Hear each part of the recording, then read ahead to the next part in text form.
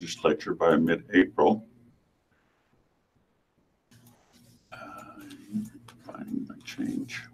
In addition to the open houses, the work includes inserts in Lincoln water systems bills, educational advertisements using Lincoln media and presentations to community organizations, his experience in placement for transportation issues, entered according to the news release. A private coalition of Lincoln businesses associated with Lincoln Streets Now will also be a supporter of the ballot issue. If approved, the 6-year sales tax increase would generate about $13 million a year, or $78 million over the 6 years, for street repair and construction. The tax revenue can be used only for streets, not for sidewalks or bike facilities, according to the ballot language. When you talk about streets and taxes, people want to know the facts, said Mayor Chris Beitler. The public education effort is extremely important so that residents have the information they need about our streets and about the ballot issues to make an informed decision. The proposal is also available online. LincolnOnTheMove.com is being updated with information, including a frequently asked questions link and information on transportation revenues and expenditures. The open houses are scheduled for every quadrant of the city. Beginning on Tuesday from 5 to 7 p.m., the Belmont Elementary School cafeteria at 3420th Street. On Wednesday from 5 to 7,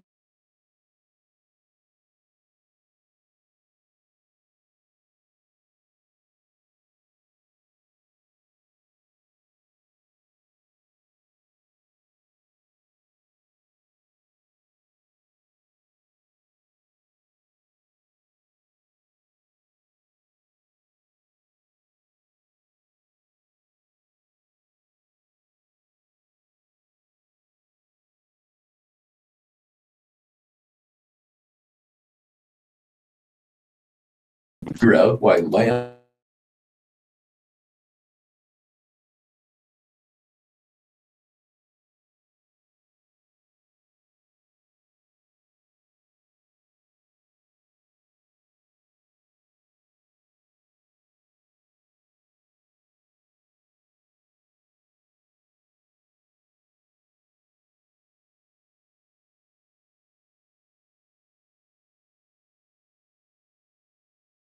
idea would have born.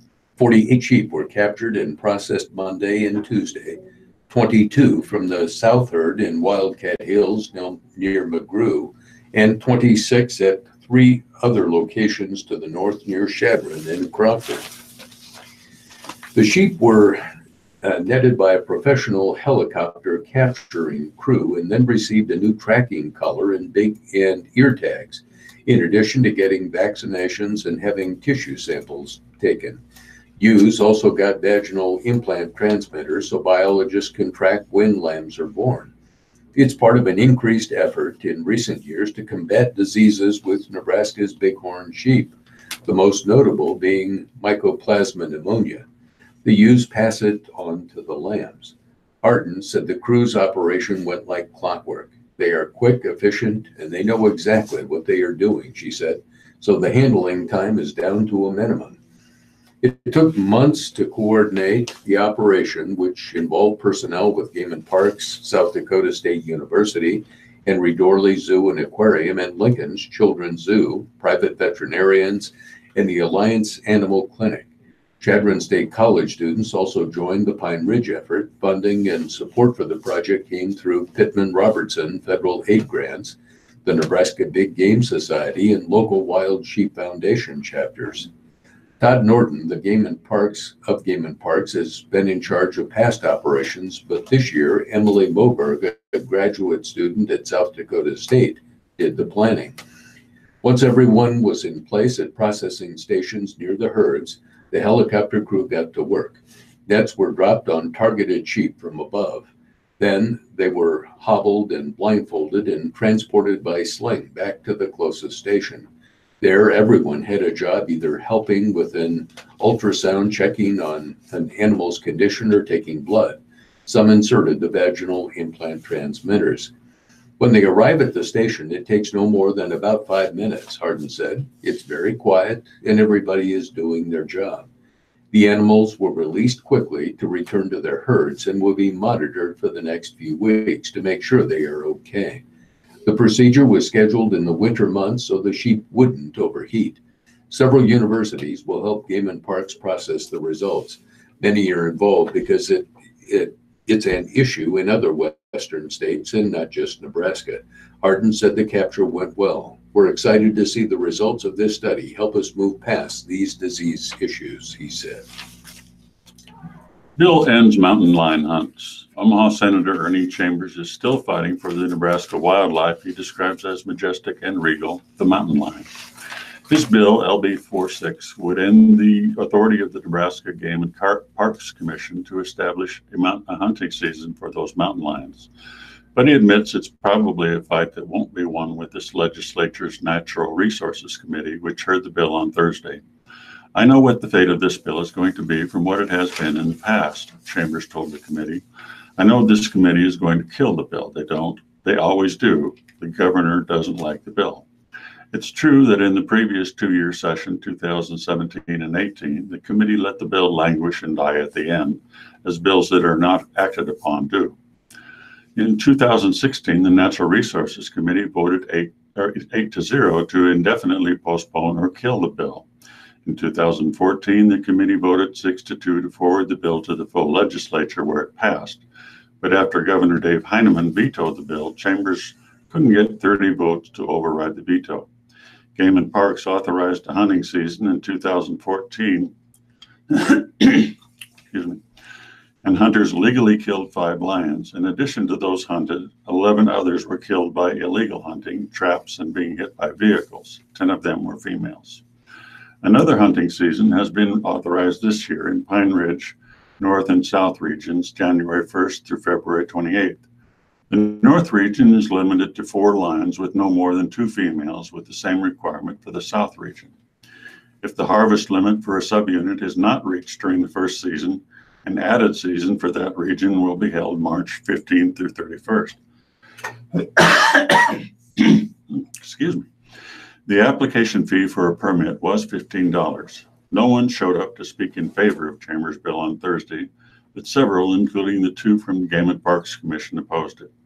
Sam Wilson, Carnivore Program Manager for Game and Parks, said about 59 mountain lions are estimated to be in the Pine Ridge region. The commission conducts research and investigations on the mountain lions and keeps records on reproductions and location of litters, and started an intensive GPS project in 2015. So we're heavily invested in learning more about mountain lions, Wilson said.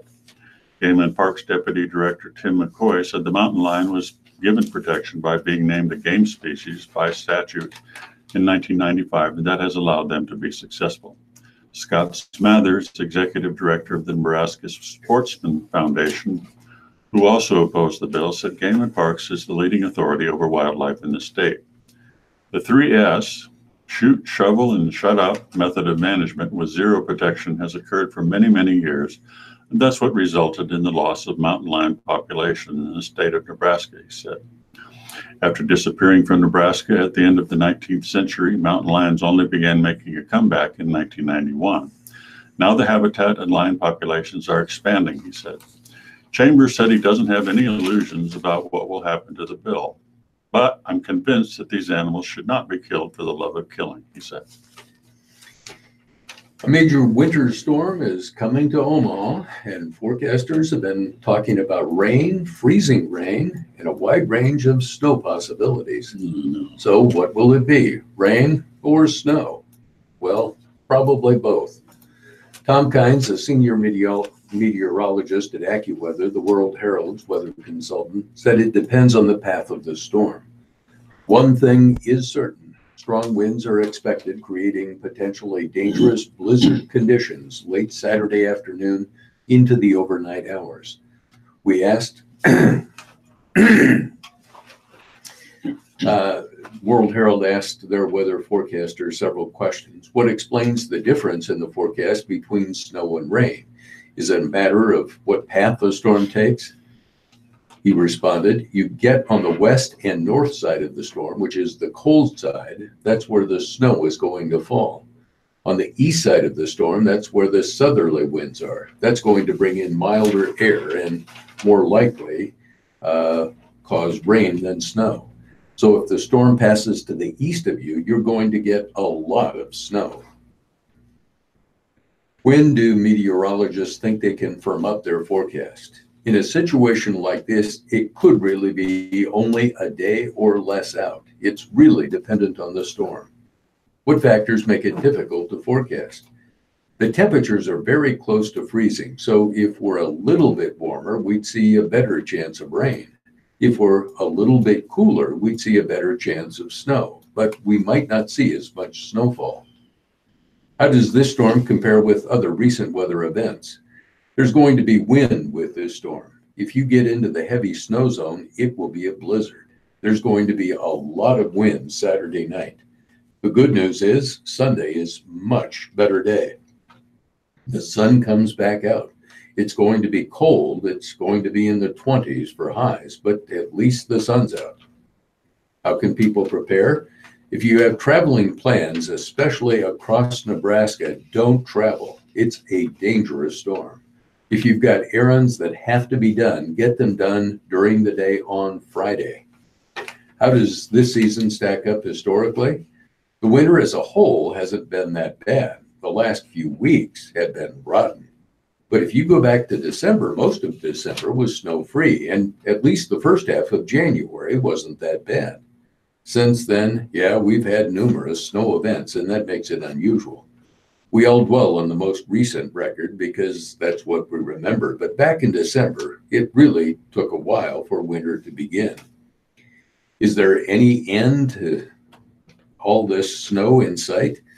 There may be a break next week, but in general, over the next few weeks, I think the pattern favors storms going through the Plain States. Having said that, we're getting later in the year now, so at least the odds are against us for this continuing too much longer. We'll start getting rain out of these events, but not snow. But is winter over? No. Keep the snow shovel handy. Kirkpatrick calls for snow policy changes. Mayoral candidate Jeff Kirkpatrick has called for changes to be made in the city's snow removal policy. The city needs a more nuanced policy to be able to make determinations based on numerous factors rather than one artificial number, Kirkpatrick said in a news release on Thursday. The city decided not to plow residential streets after the most recent snowfall. Although the official snowfall total at the Lincoln Airport was 5.1 inches, the city said their measurements gathered from across the city showed the snowfall did not meet the 4-inch threshold to warrant plowing residential streets. Kirkpatrick said the 4-inch policy may seem reasonable to save taxpayer dollars, but it doesn't take into account other factors. The city spends between $250,000 and $350,000 on residential snow plowing, depending on the duration and severity of a storm, said Holly Salmi, spokeswoman for the Transportation and Utility Department. The policy, based on the number of inches of snow, fails to take into account the difficulty of Lincoln residents face that difficulty that Lincoln residents face in their daily commute to work or school, Kirkpatrick said. We've had several inches of snow in the last few weeks that hasn't melted off our neighborhood streets yet. This most recent snowstorm just added to that mess, he said. There's also another potential winter storm with freezing rain and snow predicted that will make things even worse in our neighborhoods. Kirkpatrick also said how snowfall is measured needs to be discussed because the snowfall we received in North Lincoln might be different than in South Lincoln. And 2 dead and 1 injured in Holdridge shooting. Police in South Central Nebraska say 2 people have been killed and a 3rd person critically injured in a shooting. The Nebraska State Patrol has confirmed that the shooting happened Thursday afternoon in Holdridge, a city of about 5,500 that lies about 200 miles southwest of Omaha. Holdridge police said 1 person believed to be the shooter has been arrested. The person injured was flown to a Kearney hospital.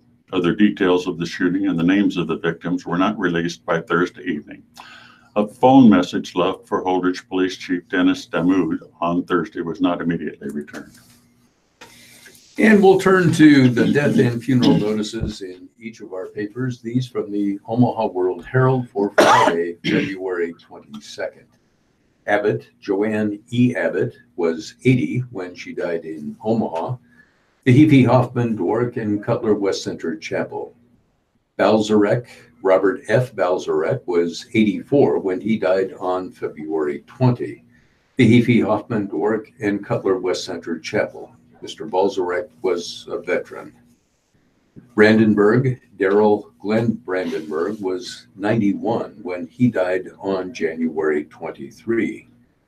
In lieu of flowers, memorials may be sent to the Springfield Library or designated charities. No funeral home is mentioned. Burbach, Irene Rose Kalkoski Burbach, was 91 when she died in Wynot, Nebraska. The Wintz Funeral Home in Hartington, Nebraska is handling services. Bozzello, Diane M. Bozzello, was 69 when she died on February 19. Memorials in her name may be directed to Boys Town, the Heaphy Hoffman, Dwork, and Cutler West Center Chapel. Christensen, Michael Dean, or Mike Christensen, was 56 when he died on February 17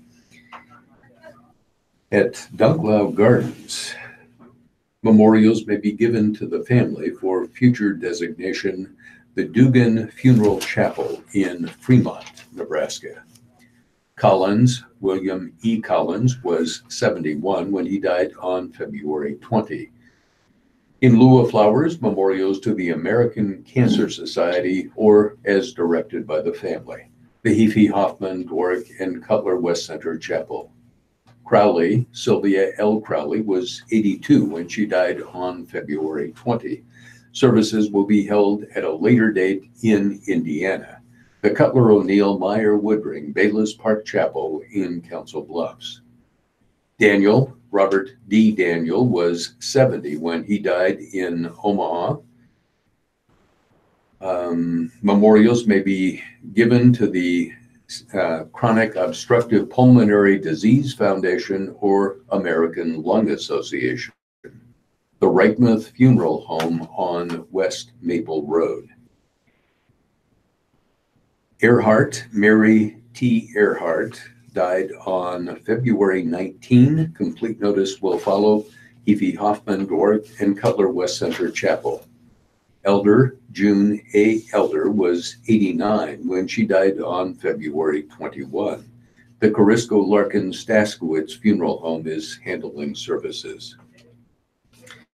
Gambrel, Robert Bob Gambrel, was 66 when he died on February 17. Celebration of life will be held at St. Robert's Manelli Center from 5 to 8 p.m. on Friday, February 22nd. Memorials may be directed to the ALS Association Mid-America Chapter in Omaha. No funeral home is mentioned. Hayes, Kelly Ann Hayes, was 52 when she died on February 18. No viewing and no service. The Kramer Funeral Home in Omaha.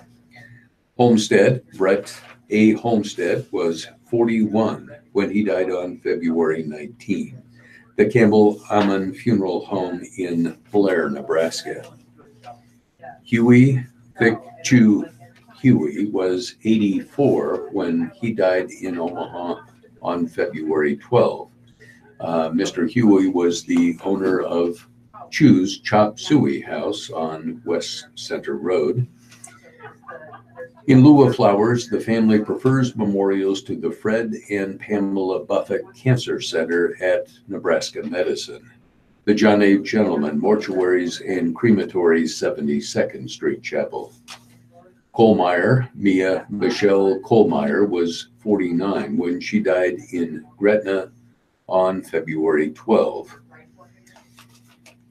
Memorials can be made in her name to Assure Women's Center and left or mailed to the Reichmuth Funeral Home, which is handling services from their West Maple Chapel.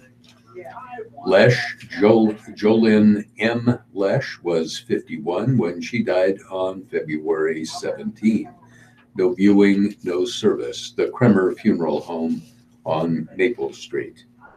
Leslie, Lois J. Leslie, was 71 when he died on February 17. The Thomas Funeral Home in Omaha is handling services. Lonowski, Raymond Lonowski, was 94 when he died on February 20. Memorials to Mary Our Queen Church or School, the Heaphy Hoffman, Tork, and Cutler West Center Chapel.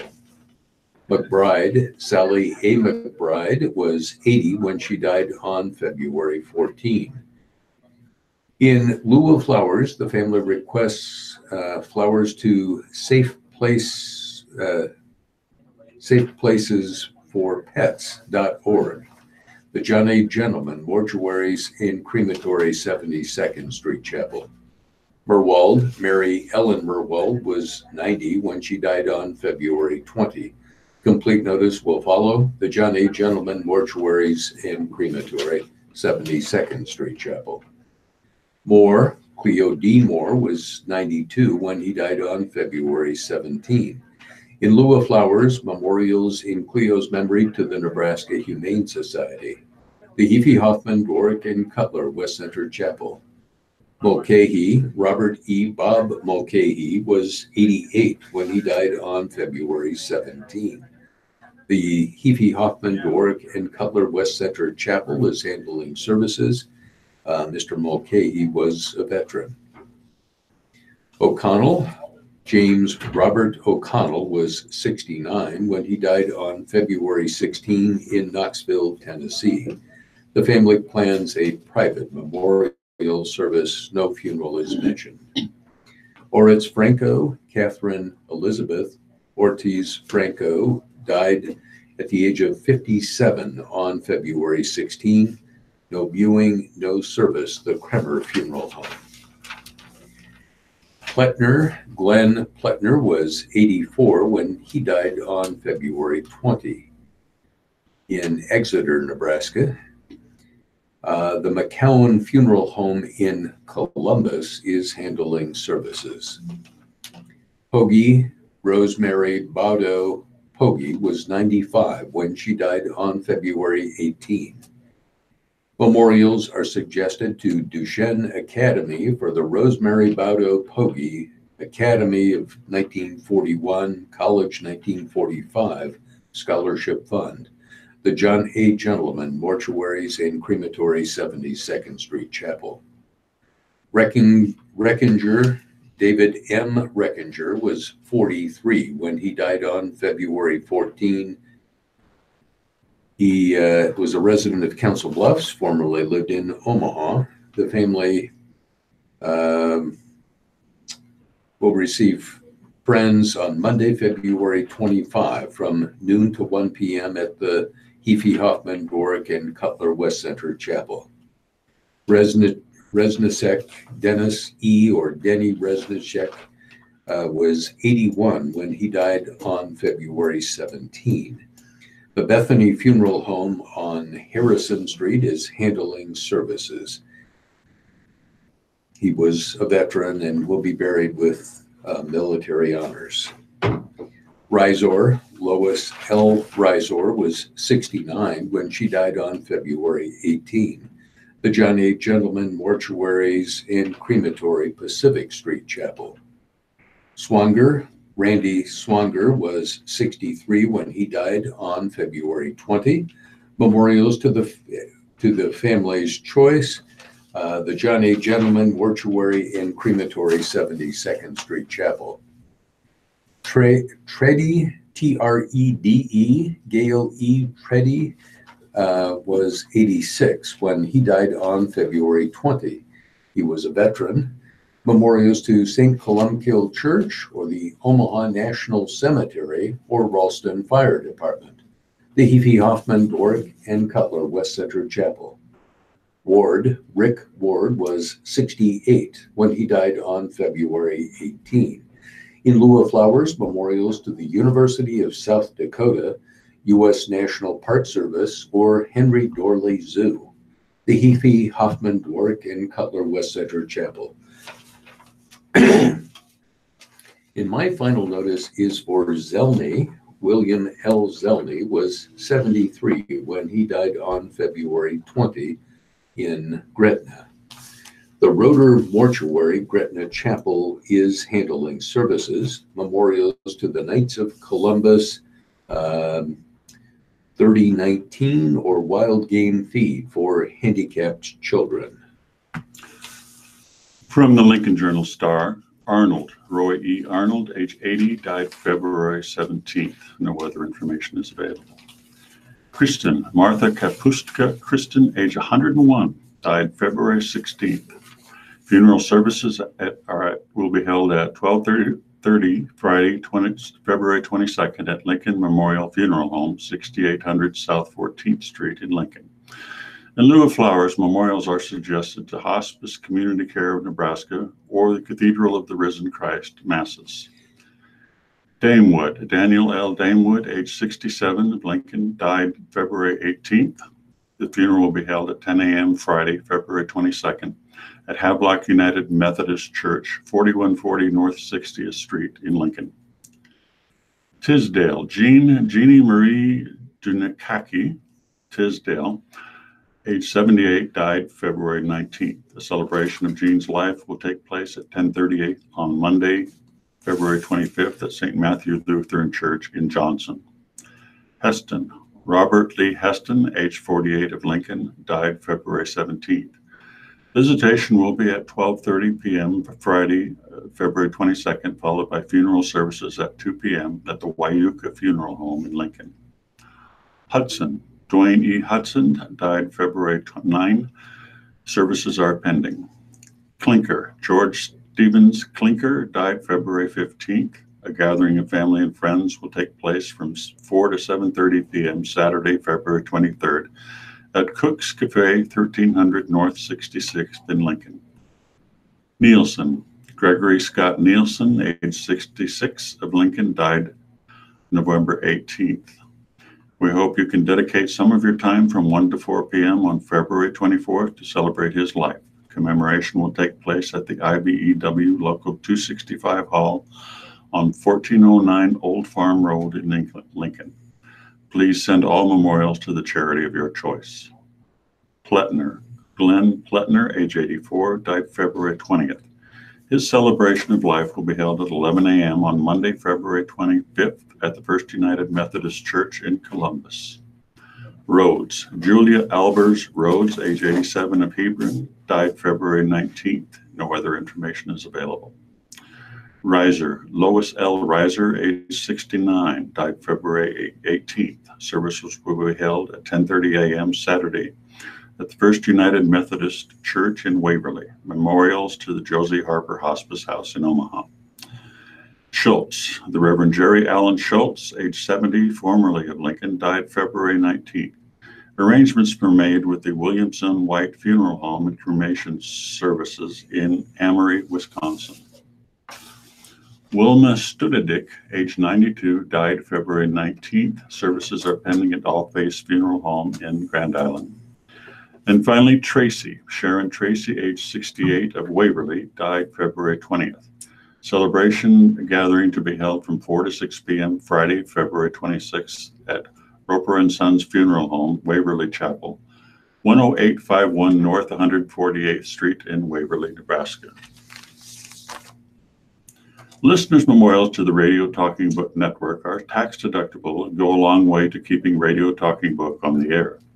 Please keep Radio Talking Book in mind when memorials are listed as Donor's Choice or your favorite charity. Donations should be sent to Radio Talking Book Network, 7101 Newport Avenue, Suite 205, Omaha, Nebraska, 68152. Thank you for being a Radio Talking Book listener and supporter. Thank you, Ralph and Rick. You are tuned to the Radio Talking Book Network, Omaha, Nebraska. We've been proudly serving the blind and visually impaired listeners for over 44 years. Radio Talking Book is brought to you with cooperation of KIOS FM in Omaha, a statewide throughout the facilities of NET Radio and Television. Thank you for being loyal Radio Talking Book listeners and supporters. And now let's hear the mid-morning break. Here is Jane Nielsen. Good morning. It's Friday, February 22nd. Your Meals on Wheels menu for today is beefy mac casserole with cavatappi noodles, corn, capri blend veggies, wheatberry roll with margarine, mandarin oranges, and 1% milk. Have a great weekend. Greetings from Radio Talking Book Service. This is Jane Nielsen, Executive Director. Did you know that RTBS has new options for you to listen to the RTB network? We have two new types of radios, one that uses the internet or Wi-Fi, and one that picks up the free over-the-air NET signal, similar to the FM signal used in the majority of our radios. If you are experiencing a great deal of static on your FM radio from RTBS, please call the office and we will get you one of the new radios. Our number at the office is 402-572-3003. Please call Monday through Friday between 8 and 5 p.m. Also, if you have a smartphone or a tablet, you can listen anytime on the phone app TuneIn or Sero, S-E-R-O, which used to be iBlink. If you have a laptop or a personal computer, you can listen live on our website. Just type in www.rtbs.org. Type that into your browser or Google it and follow the prompts to listen live. The third way you can listen to RTBN is over your telephone through Audio Now. From your landline or your cell phone, dial 319-527-3993, and you will hear Radio Talking Book Network. Most phone plans nowadays have a free long distance package, so if yours does not, please know that long distance charges do apply to that number. Again, the office number for Radio Talking Book Service is 402-572-3003. Please call if you need more information on any of these options. We would love to have you using the new technology and getting a good, clear signal for Radio Talking Book. Thank you. The reading of the Omaha World Herald and Lincoln Journal Star are brought to you today by WellCare Health Plans, proudly focused exclusively on providing government-sponsored managed care services through Medicaid and Medicare prescription drug plans to families, children, and seniors in Nebraska. For more about WellCare, call today at 1-888-255-2605 or visit www.wellcare.com/Nebraska. Thank you, Jane. And now let's go back to Studio A and Ralph and Rick. And we are back for the second half. We'll begin with the opinion pages from each of our papers. These are letters to the editor appearing in the Public Pulse. Bernard Slowick of Papillion writes, in regard to the February 14 World Herald story, pothole problem was severe in 2018. What should Omaha expect this year? I live in Papillion, but own a business and 4 rental properties in Omaha. Why in the world do Omahans need to be reminded of the process that creates potholes? Anyone with half a brain knows that we go from 100 degrees in summer to 30 below wind chills in winter. Potholes are a way of life. They will never go away. Adapt. My only concern is the amount of time that goes by before they're filled. Ron Suchi of Omaha writes, I attended the meeting of the Anderson Middle School on February 18 about the Harrison Street widening project. I live in the LeBeau West subdivision, which contains approximately 90 homes in cul-de-sacs connected to 154th Street. All traffic leaving the neighborhood to go east on Harrison or to access the interstate must go south on 154th to Harrison and turn left. Now that there are no longer left-hand turns at this intersection because of an island, traffic from the neighborhood must now be funneled to Monroe Street, then to 152nd Street and Harrison Streets. This is a little inconvenient, but tolerable. The problem is all this traffic is routed past Nyhart Elementary School at 152nd Street. To make matters worse, this street is one way twice a day during school hours to assist parents dropping off and picking up their children. Children walk across these streets to walk home as well. After explaining my concerns for the safety of the children walking to school in the existing traffic jams, the project managers told me they were sorry, but that the plans were made long ago and it was too late to change them. Are they waiting for numerous accidents to happen or for something to happen to a child before they do anything about it? Gary Thompson of Omaha writes, I can appreciate U.S. Senator Ben Sasse holding an event to address why don't we get along.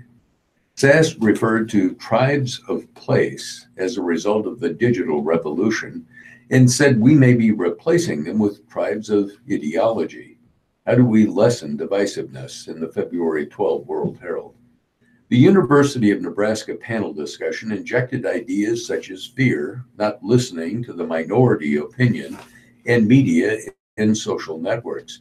I think it goes back to our upbringing, our truth, and the moral value system we learned from our families, neighborhoods, schools, and churches. It is the religious difference and the freedom we think we are entitled to. From Ben Bilka of Hastings writes, the advantage of building a wall on the southern border is that more border agents could be placed at ports of entry.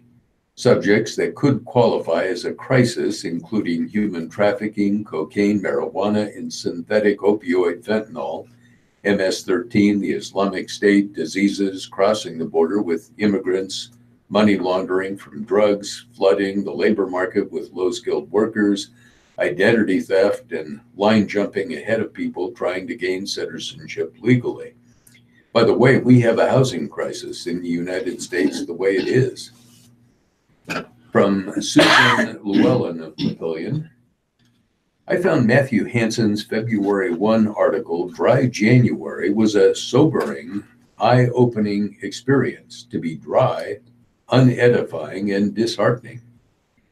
Hansen's conclusions are facile. He seems more concerned about the dollars spent on drinking as well as the weight loss instead of the more serious side of the issue. Since alcohol plays an enormous role in our lives, perhaps Hansen could look at the bad effects it has on relationships, especially in families. Certainly, that's a more sobering perspective, sure to open some eyes. There may be many a broken or strained relationship within families as a consequence of family members who make it a habit to over-imbibe. It is eye-opening to consider how many people willfully choose to be crimson-faced and smiling crookedly. They also often willfully choose to remain blind as to how their behavior affects others. Hansen's article had such potential. He could have written a meaningful article. Instead, his article fell flat and disappointed. Joan Goldap of Omaha writes, how wonderful it was of St. Cecilia's Cathedral to have the beautiful flower show and honor the former director of Lauritsen Gardens, Spencer Cruz. Without him, we would not have these beautiful gardens. The gardens are a big asset to Omaha, and he should be recognized for all he has done. You felt his presence at the gardens, and now that is lost. Vernon Moran of West Point writes, get outside of Omaha and Lincoln, and it may be that thousands of Nebraskans truly see our Republican Party as having betrayed President Trump once again. This is expected from the socialist-leaning, obstructionist, open border, high tax and spend Democrats, but Republicans failed to fund the border wall in 2016 and 18 when they had majorities in both chambers. Same with healthcare. They did not make tax reform permanent and continue to throw Trump under the bus. Senator Deb Fischer and 30-plus other Republicans in Senate and many more in the House voted to support the Pelosi-Schumer agenda. We need new people in Congress. William Prado of Omaha writes, I'd like to commend all Nebraska high school wrestlers. On February 16, I had the pleasure of watching the state wrestling tournament. I've always admired the young men who had the courage and determination to step into the wrestling mat. Not many people have guts to do this. I was very moved as I watched medals being presented. Most of the wrestlers had battle scars, black eyes, cuts, or bandaged shoulders and arms. I admire their warrior hearts. I want to thank them and offer congratulations to all participants. From the Lincoln Star editorial board, zoo expansions cap impressive run of growth. In seemingly every way, shape, and form, the Lincoln Children's Zoo has experienced major growth in recent months.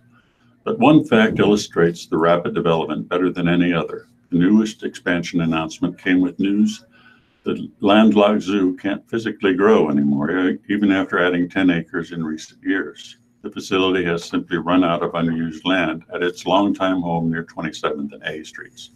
To borrow a phrase from a recent Lincoln Journal Star story, a $1.5 million donation caused the zoo to expand its expansion to its initial ambition after high construction costs scaled back plans. And what an expansion it's been, as its footprint, animals, and calendar have all gotten bigger. Indeed, 2019 marks a transformational year for one of the city's prime attractions. When the zoo opens its doors March 8th, they won't close again for months at season's end. Lincoln Zoo will convert to a year-round schedule for the first time in more than a half century of operation. With this change will come a variety of new facilities, namely a restaurant and event spaces aimed at capitalizing upon its new schedule. Tiger and giraffe displays are set to open in May, following just a couple of months after the announcements. Cheetahs and giant anteaters will be displayed in 2020. This expansion would ideally stretch to other zoos if Lincoln lands the breeding pairs it desires. The historic Ager Center has been reinvented as a rainforest. The plans announced last week also call for a new playground infused with natural elements, which will add a new feature for children, and that's before noting a new building for Lincoln Public Schools science focus program, often dubbed Zoo School, will replace portables in the coming months. Community support has unquestionably powered the facility's string of successes, ranging from the aforementioned 7-figure donation to the free will offerings of local youth. Lincoln's generosity helped power the zoo to a record operating budget from $1.75 million to $4.5 million in just 7 years, and a record number of employees, 150 planned for 2019. As its name indicates, the zoo is for Lincoln and its children, and seeing the public take ownership in its continued success highlights the investment the zoo and its patrons make in each other. This mutually beneficial relationship has paid very evident dividends and will do so long into the future, even though the zoo has accounted for all its available physical space. Plenty more improvements within its spatial constraints will no doubt be announced going forward. There's that growth trend again. Let's celebrate the recent news of expansion and the Lincoln community that made it happen while eagerly awaiting coming projects. And this is Mark Thiessen's column appearing in the Omaha World Herald. If the goal is to build a border wall, then President Donald Trump has made the wrong decision at every turn. In early 2018, Trump had the opportunity to secure $25 billion in funding for his border wall in exchange for legal status for deferred action for childhood arrivals recipients. Instead of taking the deal, he blew up the negotiations with his S-hole country remark and by demanding changes to legal immigration policy. Then in June, the Senate Appropriations Committee approved $1.6 billion for 65 miles of fencing by an overwhelmingly bipartisan 26-5 margin. This could easily have passed the House and Senate. Instead, Trump later shut down the government over wall funding and demanded $5.7 billion. The result? After a disastrous 35-day shutdown, he got less, $1.38 billion, than he would have if he had just gone along with the bipartisan deal 6 months earlier. Now the smart move for Trump would have been to pocket that $1.38 billion and bolster it with another $3.1 billion he could probably use without a declaration of a national emergency by reprogramming $600 million from the Treasury Department's drug forfeiture fund and $2.5 billion from the Defense Department's drug interdiction program. That would have given him $4.48 billion in wall funding, nearly the full amount he was demanding from Congress.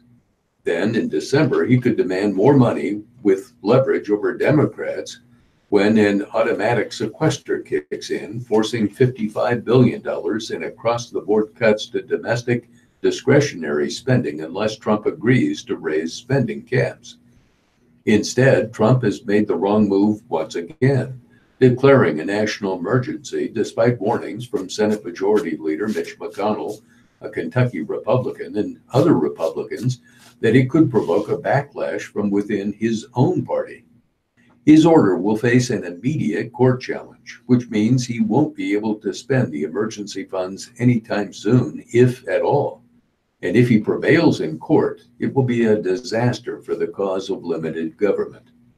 If Trump can declare a national emergency to build a border wall Congress refused to fund, then the power of the president to override Congress's power of the purse will be virtually unlimited. As Representative Kathy McMorris Rogers, a Washington Republican, pointed out, a future liberal president could declare climate change a national emergency and force the Green New Deal on the American people. Or as House Speaker Nancy Pelosi, a California Democrat, suggested, a Democratic president could one day declare the epidemic of gun violence in America a national emergency thanks to Trump's action. Just as the Democrats' decision to eliminate the filibuster on lifetime judicial appointments below the Supreme Court backfired, setting precedent for a Republican rules change to put 2 justices on the Supreme Court and secure its conservative majority for a generation. Republicans will rue the day if they go along with Trump's executive power grab. More than a dozen Senate Republicans have spoken out against the emergency declaration, including Marco Rubio, Ron Johnson, Pat Toomey, Rand Paul, Mike Lee, Susan Collins, Lisa Murkowski, Lamar Alexander, Ben Sasse, Tom Tillis, John Cornyn, Mike Rounds, Charles Grassley, and Roy Blunt. If their votes comport with their words, that's more than enough to pass a resolution of disapproval. In fact, every Republican in Congress should vote for such a resolution.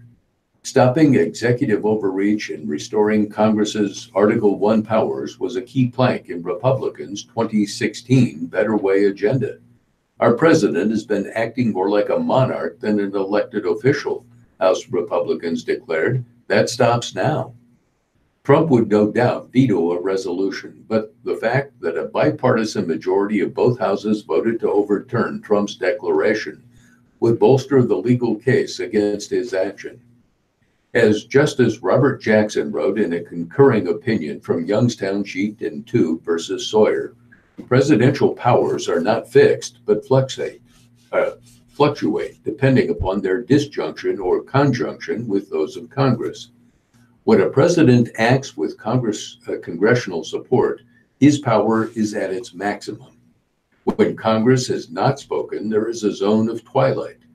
But when the president takes measures incompatible with expressed or implied will of Congress, his power is at its lowest ebb, Jackson declared.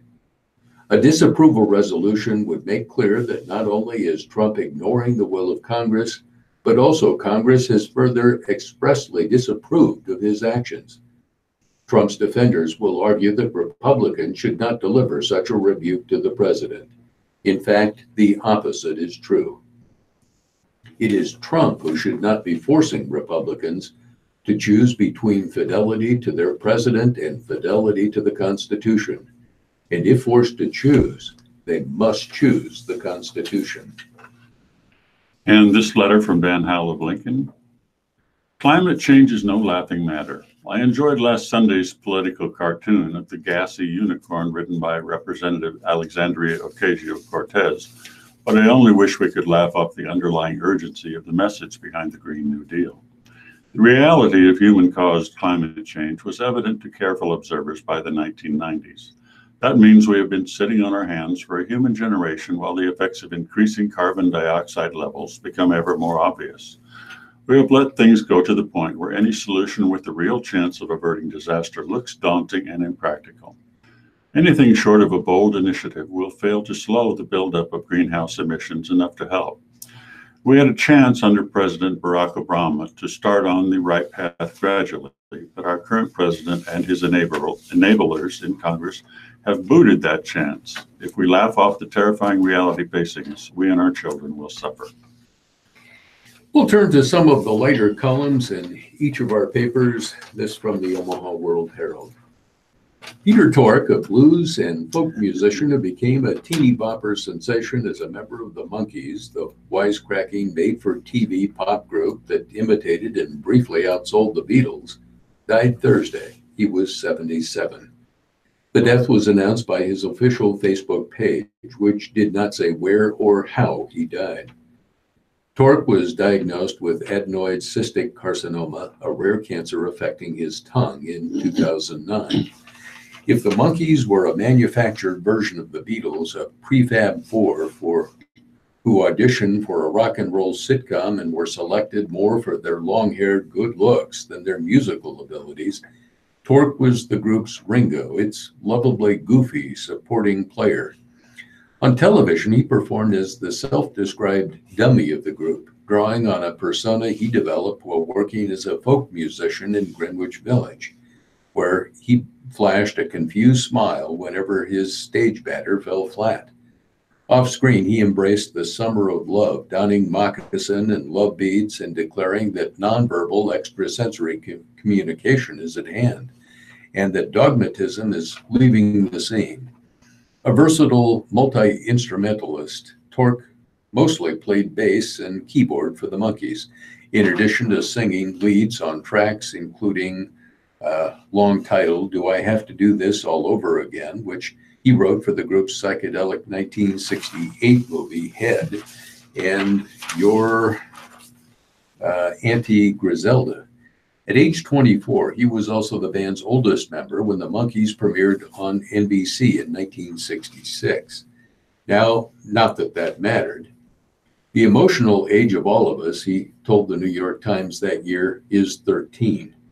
Created by producers Bob Rafelson and Bert Schneider, The Monkees was designed to replicate the success of A Hard Day's Night and help director Richard Lester's musical comedies about the Beatles. The band featured Tork alongside Michael Nesmith, a singer-songwriter who played guitar, and former child actors Mickey Dolenz and Davy Jones, who played the drums and sang lead respectively.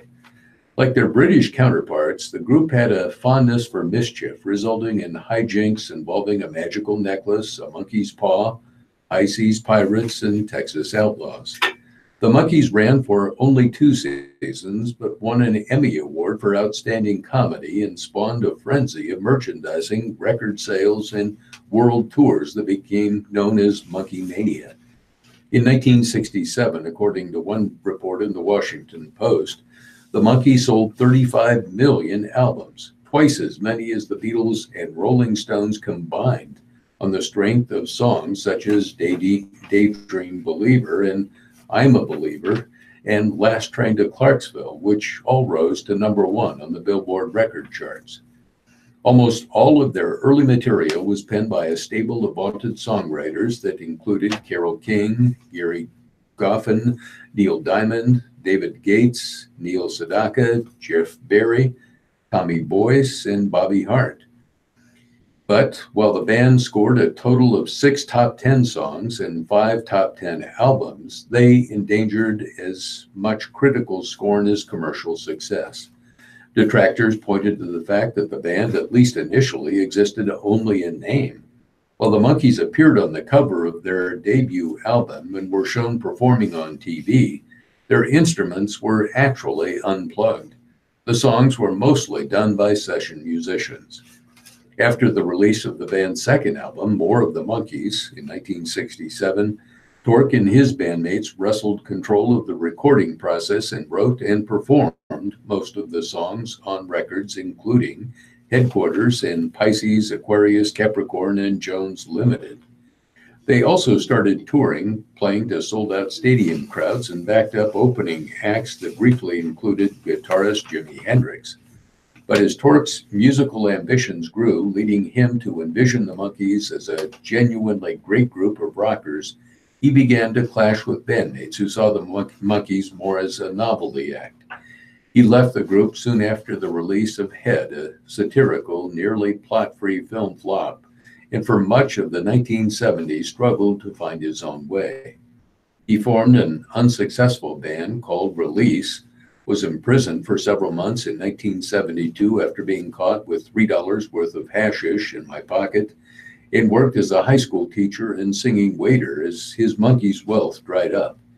He also said he struggled with alcohol addiction. "I was awful when I was drinking, snarling at people," he told the Daily Mail before quitting alcohol in the early 1980s.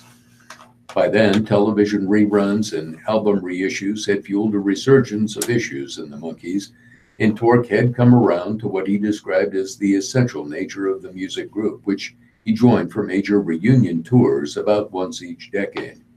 "This is not a band, it's an entertainment operation whose function is monkey music," he told Britain's Telegraph newspaper during a Monkees tour in 2016.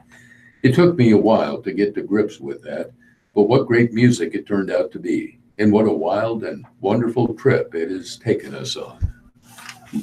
Interesting. From Jan Blackstone's Etiquette column, father texts daughter too much. Question. I have been divorced for 8 years and we have a 15-year-old daughter. My daughter is supposed to see her father every other weekend, but she's very busy with activities and has no free time. Her father is the bus driver on the bus she uses to get to school. He texts her during the ride, texts her after school, texts her before his weekend to check in to see if she would like to visit. My daughter is a polite child, and so she talks to him, but it's just too much. How do you handle when a parent texts their child too much? What's good ex etiquette? Answer. First, when a child prefers one parent over the other, that's a huge red flag. The imbalance is a signal it's time to regroup. That said, you may find my response a little surprising. I think it's great that your daughter's father tries to touch base with his daughter, and rather than identify with your daughter's frustration and it undermined him, consider supporting his attempts to stay in contact. If you did, he may not text all the time. As it is, it sounds like desperation. In response to that position, I often hear, I don't undermine my daughter's father or mother. I never say a bad word about him. He's done this to himself. That could be true, but do you ever find yourself saying, I know he keeps bugging you, honey. You just tell him you can't make it. That's undermining dad. It's diminishing his importance. I doubt you would take that stance if dad and you were still together. When a child complains to the other parent and the parents are still together, there is usually a response of support like, that's your dad, don't talk. But that sort of support goes right out the window when there is a breakup, and when it does, kids feel the need to choose. It puts them right in the middle, constantly weighing their allegiance. Instead, consider a response like, honey, it's your time with your father. We both love you and he looks forward to seeing you. And then if your daughter doesn't have a lot of free time, you can give dad all the contact information about her volleyball games so he can follow up on his own. When he is openly active in her life and not fighting an uphill battle, my guess is he will relax and the texting will slow down or may increase because your daughter feels his support rather than his desperation. Finally, co-parenting is tough. It isn't the natural state of affairs to stay supportive of an ex, especially if there has been betrayal or violence or something that has really hurt you as an ex-partner. It's human nature to want to be liked best, and if you are in that position, it's definitely an ego builder, but it's not in your child's best interest. Nothing changes in your combined responsibility to your child after a breakup. As difficult as it might be, it's not only our job to maintain a positive relationship with our children, but also to support the same type of positive with your other partner. That's good ex etiquette. Yeah, these are hints from Heloise appearing in the Omaha World Herald. Dear Heloise, writes Tricia G. of St. Paul, Minnesota, when is it inappropriate to use a cell phone? I've noticed in business meetings that some of our associates keep their phones on and answer them. Tricia, cell phones are everywhere these days, but people seem at odds as to when it's rude or inappropriate to check messages. Here are a few guidelines. Never text or talk on a cell phone while driving. Turn your cell phone off during a business meeting unless you're using your phone to share a presentation or the latest data. Turn off your cell phone at the movies, at live theatrical performances, and while in church or other houses of worship, and in doctors' offices. Don't walk down a street, cross a road, or sit down in a restaurant with a friend, or worse, with a date, while checking your messages. For all other occasions, just use common sense and good manners. Dear Eloise, writes AM in Indiana, working in an attorney's office has given me some insight on what to avoid when a marriage has broken apart. During a divorce, most people are hurt, confused, and angry, but there are some things you should never do. First, stay off social media until your divorce is final. Settle out of court if at all possible. Only your attorney will benefit if it goes to court. If you're having disagreements or arguments, never have them in front of your children. And fight the urge to badmouth your spouse to the kids. It's really not a good idea to date someone new while your divorce is in progress. And remember, there is light at the end of the tunnel. A reader in California writes, Dear Heloise, I have 5 grandchildren and I have vowed to stop giving to them. It's costly for me at my age. I've always enjoyed giving and have done so for many years, for birthdays, graduations, Christmas, and holidays, and housewarming gifts. I can't afford it, but I feel hurt that I don't know if they received it or not. I feel that maybe they don't want it or don't need it. It is so different today. My children were taught to thank people for their thoughtfulness. Eloise replies, a simple thank you doesn't take much time or effort, but can mean so much. From the Ask Amy column, vaccinations protect the whole herd.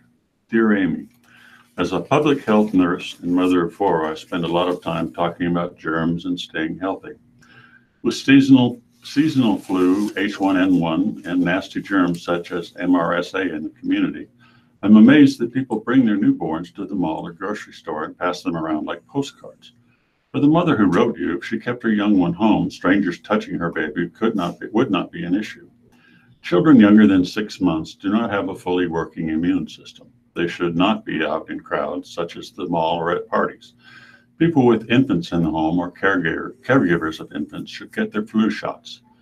By having everyone who comes into contact with the baby immunized, it protects the baby who cannot get the shot. This is called herd immunity. If you love them, immunize. If they are too young to be immunized, protect them by keeping them away from public places. Signed, Nurse in California. Dear Nurse, according to the Centers for Disease Control and Prevention, around 36,000 Americans die each year from flu-related causes. Some working parents have no choice but to bring their babies out into the world. Because of this, the larger community should do everything possible to protect them. Thank you for your advocacy. And dear Amy, how should I handle a friend who is bipolar? She's fine until she goes off her medication, then she becomes nasty and hateful. And I'm not sure how to forgive her for what she has said about me. Signed, Put Upon Friend. Dear Put Upon Friend. Bipolar disorder is a serious illness that can respond well to treatment. The mood and behavior swings that people with bipolar disorder experience can strain relations. Your friend is responsible for maintaining her health and taking her medication to control her illness, and your responsibility is to be understanding of her health issues and inform her when she is behaving in a way that harms your friendship. When your friend goes off her meds and abuses you, you should remind her of how her behavior affects you. Discuss this with her when she is stable. Ask her to pay closer attention to her treatment and offer to help. Your friend's illness may explain her behavior, but her burden is to acknowledge and apologize. The National Institute of Mental Health offers a comprehensive description of this illness. Check nimh.nih.gov. And finally, dear Amy, I am a nurse and worked for a doctor for 34 years. He gave me a generous severance. My son stole most of it because he is a drug addict. He is in rehab now and is okay so far. Then my husband of 27 years moved out because he feels he is not good at marriage. He has been distant to me since my own retirement 5 years ago. My daughter lives 2 states away. We have a hard time talking to each other. She is close to her father. I feel as if I have been a good wife and mother. I don't know what went wrong. I have a group of friends I enjoy, but the loss of my family is consuming me. Any advice on how to get through this? Signed, Sad Mom. Dear Sad, aside from providing the lyrics for countless country western ballads, these challenging periods offer us opportunities for growth and change. It's hard to see it that way when you've just been pummeled. But in life, we either adjust or we remain stuck in our sadness. You could start by doing some soul searching to see what you should take responsibility for and what you should let go. Give yourself the fresh start that each of us deserves. Let your healthy relationships sustain and propel you. Seek opportunities to work or volunteer helping other people. Your nursing skills would be welcomed by any number of organizations. Being useful to others will help you to feel better about yourself. And we'll turn to business and markets news in each of our papers. Yesterday was a down day for stocks on Wall Street. The Dow Jones Industrials were off 103.81, closing at 25,850.63, off 0.4% on the day, but up 10.8% for the year. NASDAQ lost 29.36 to 7,459.71, off again 0.4% year to date, or for the day, but up 12.4% year to date. The S&P 500 lost 9.82, closing at 2,774.88, about 0.35% loss for the day, up 10.7% year to date. Crude oil for delivery in March lost 20 cents a barrel to settle at $56.96, off 0.35% year to date, but up, as those of us who drive will note, 25.43% year to date. So gasoline prices aren't going down anytime soon. Average mortgage rates, U.S. long-term rates, dipped this week to the lowest average in more than a year, providing a possible boost to the start of the spring home buying season in March. Mortgage buyer Freddie Mac said the average rate on the benchmark 30-year fixed-rate mortgage declined to 4.35% from 4.37% last week. The key 30-year home borrowing rate averaged 4.40% a year ago. The average rate this week for 15-year fixed-rate loans declined to 3.78% from 3.81%. Second e-commerce business launched. Ex-Cabela's employees launch outdoor site with Next Gen Outfitters. Another group of former Cabela's employees has announced an e-commerce business selling outdoor gear. Next Gen Outfitters said Thursday that it has launched its website, nextgenof.com, which sells hunting, archery, and camping gear as well as apparel. With more than a century of combined experience in the outdoor retail industry, Next Gen Outfitters leadership understands the importance of quality products, fair prices, and superior customer service.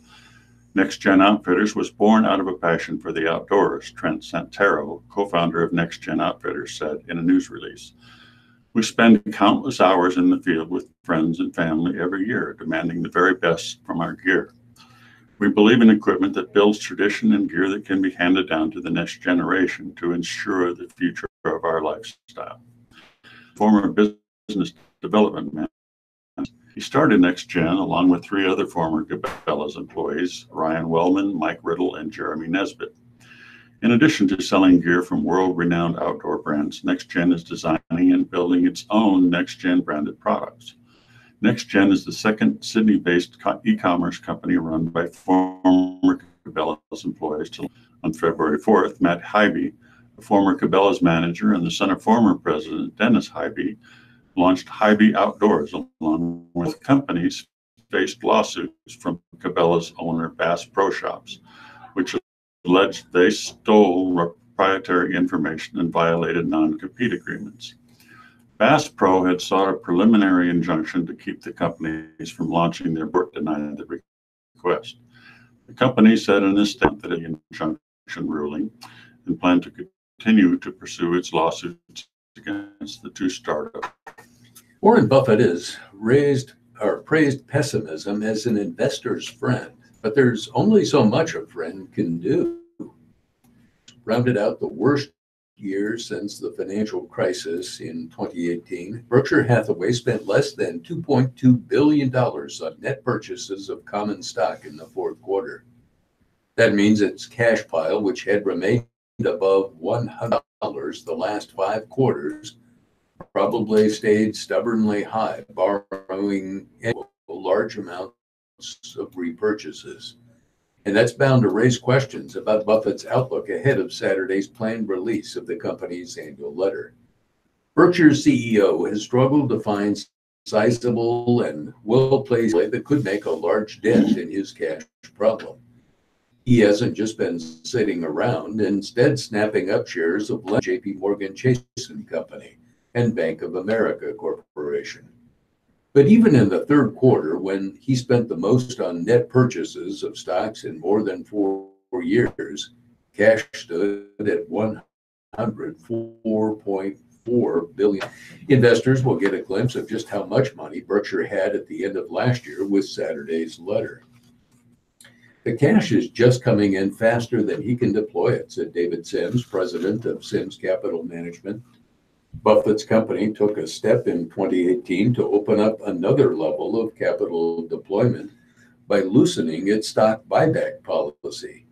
It was a critical change whose CEO has long favored spending money on common stocks or adding businesses to his $507 billion conglomerate. The change underscored just how Buffett to put cash to work fast enough to keep up with the rising amounts of money that Berkshire accumulates. Meyer Shields, an analyst with Keefe Bryant, and Berkshire has traditionally been pretty cautious and pretty patient about not buying stuff that's expensive. That's one of the elements of their success, and it's the right thing to do. The buyback last year chipped away at only $900 million in third quarter, but more could be ahead. Morgan Stanley analysts are estimating $2 billion of buybacks in the fourth quarter and $10 billion in 2019.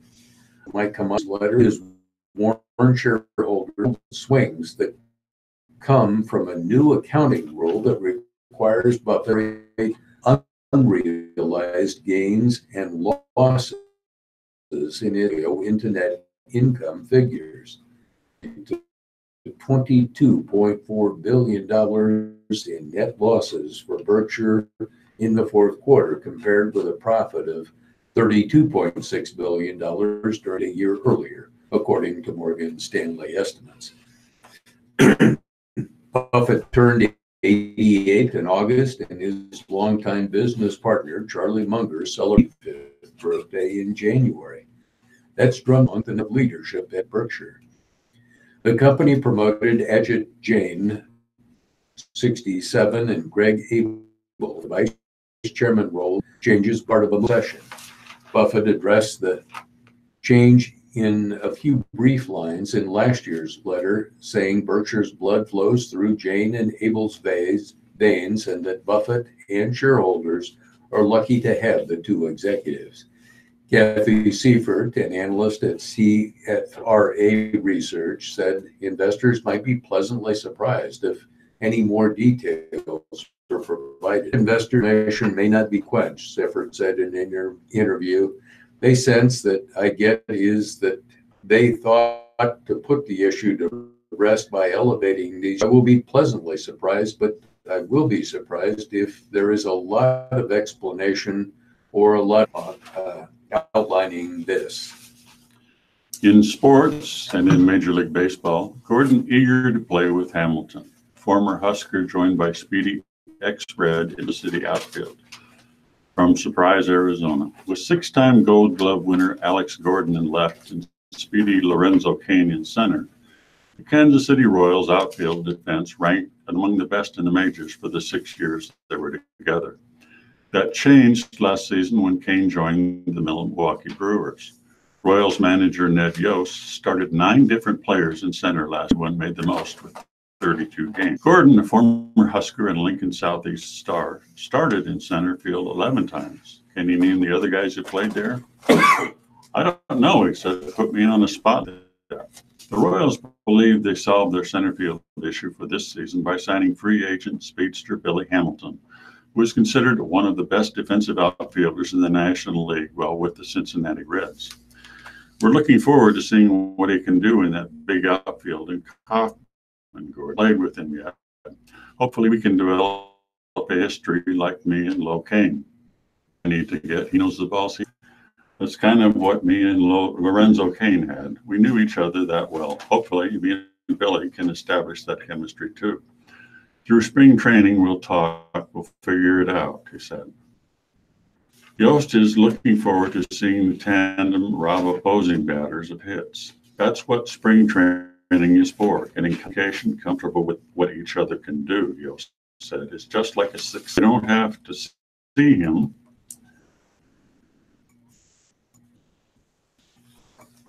to know where he is. The more they play out there, the more comfortable they're going to cover. The 35-year-old Gordon, who is in the final year of a 4-year, $72 million contract, remains a fitness fanatic, but has altered his workouts. I used to work out in the mornings in spring training, Gordon said. I can't do that anymore because I'm older and my body can't handle it. It's just an adjustment to how your body feels. Gordon played 7 games last year before going on the disabled list in April injury. Probably the best thing that happened to me last year was going on the DL, even though it stung. But coming back, I felt rejuvenated and felt like I found my swing, Gordon said. During the season, you're planning to make adjustments, and that's what I needed to do. 15 days, I went into the cage and did small things off the tee and got back to where I felt like what. Peyton Kenny was caught off guard for a moment when Tyler Doherty handed him the game ball.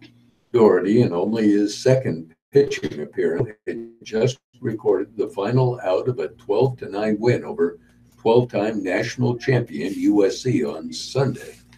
But the coveted outfielder gave up the memento, earned it, not so much for his personal performance in one of the biggest non-conference wins in UNO short division I history, but for what he went through to get there. Not quite a year ago, the right-hander from Firth with the Mavericks. Now he's the proud owner of a victory over arguably the most storied program in college baseball history. It was pretty cool, Kenny said. I didn't pitch that great, incredible. Our offense was incredible. Our defense turned 3 double plays behind me in 4 innings to bail me out of some tough situations. Looking back, I was grinning ear to ear after it. Spotlight last March when he threw a 140 pitch no-hitter in a 4-0 victory over Ohio Field and garnered NAMI honors for it. But a week later at BYU, his season ended abruptly. His arm while pitching to the first Cougar batter. The diagnosis later was an ulnar ligament. The second it happened, I knew I had torn something in my elbow, Kenny said. I actually told myself when it happened.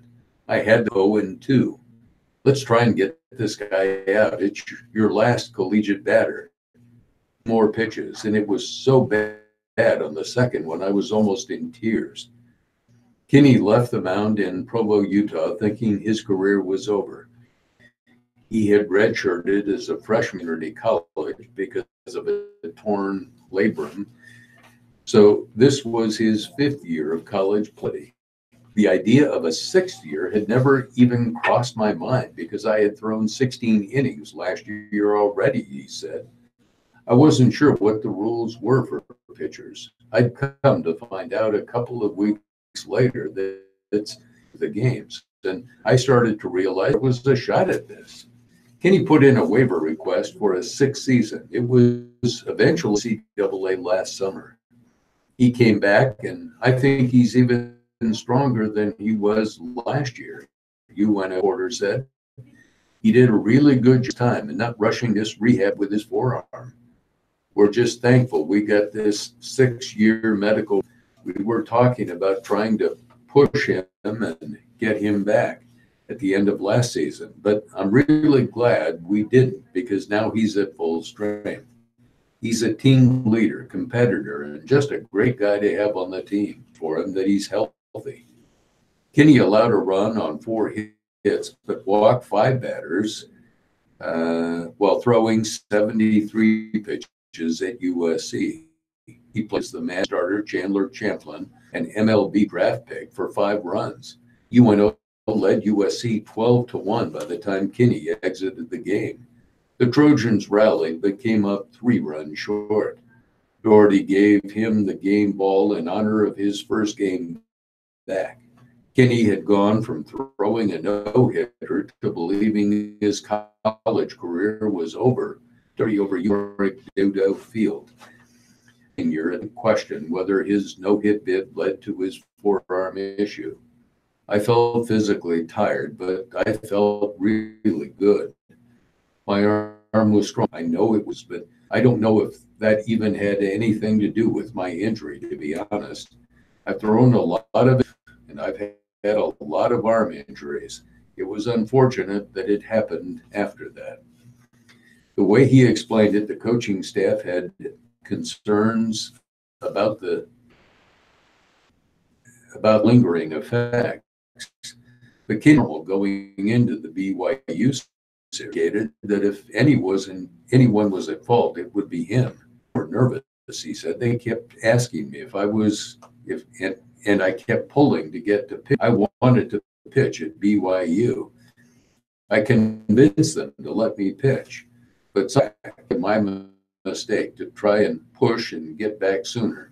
I just really wanted to get out there for my teammates and give them the best chance to win, which probably cost me in the end.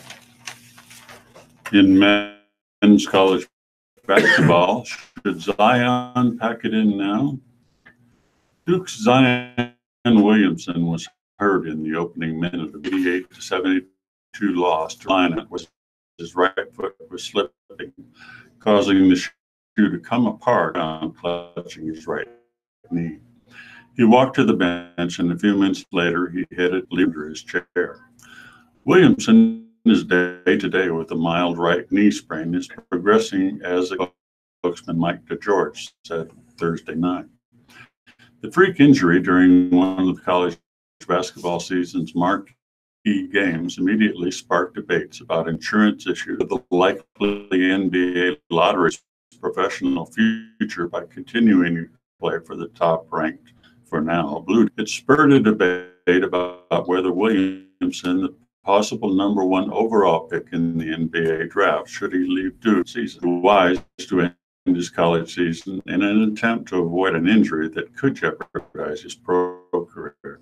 Hall of Famer Scottie Pippen made the case for it among ESPN that I would shut it. Asked for a fifth to these comments, Williamson turned to his locker room sidekick, walk-on Mike Buck. Would you hate me if I shut down this season? My teammate, again, confidence in me can become. But I love college too much to stop playing. I wouldn't give this. Evans, one of these games, or maybe next season, the Nebraska women's basketball team will take a big lead, keep it, and not have to sweat the finish. For now, the young Huskers will gladly accept Thursday night's 71-64 win over Northwestern, nearly identical script to an 80 win over Michigan, where a 21-point fourth-quarter lead was whittled down to 8 before NU closed the game. Against Northwestern, Nebraska's 17-point fourth-quarter pad got slashed to 63-60 with 4 minutes and 53 seconds left in the game. The Huskers' defense clamped down from there, holding the Wildcats without a field goal, and things remained. Nebraska's offense didn't fare much better down the stretch, but 3 late free throws helped clinch a second straight win. NU coach Amy Williams said on her post-game radio, asked if the game was similar to the MSU win. But I thought we bounced back, found a way once again. To do that on the road is even more challenging than when you have your home crowd spurring you along. Nebraska guard Hannah Whittish led all scorers with 19 points, hitting 5 three-pointers, while senior guard Maddie Simon, 4 days before her final home game, had 15 points and 5 rebounds off the bench. Simon didn't miss a shot from the floor. She was fantastic, Williams said of Simon. The crazy thing is, I've been feeling she's been practicing really confidently and practicing really well. Simon scored the last 5 points in the first quarter as Nebraska took a 20-15 lead. The Huskers stretched out the lead to 40-26 by halftime, thanks to 3 Taylor Kissinger and Leah Brown.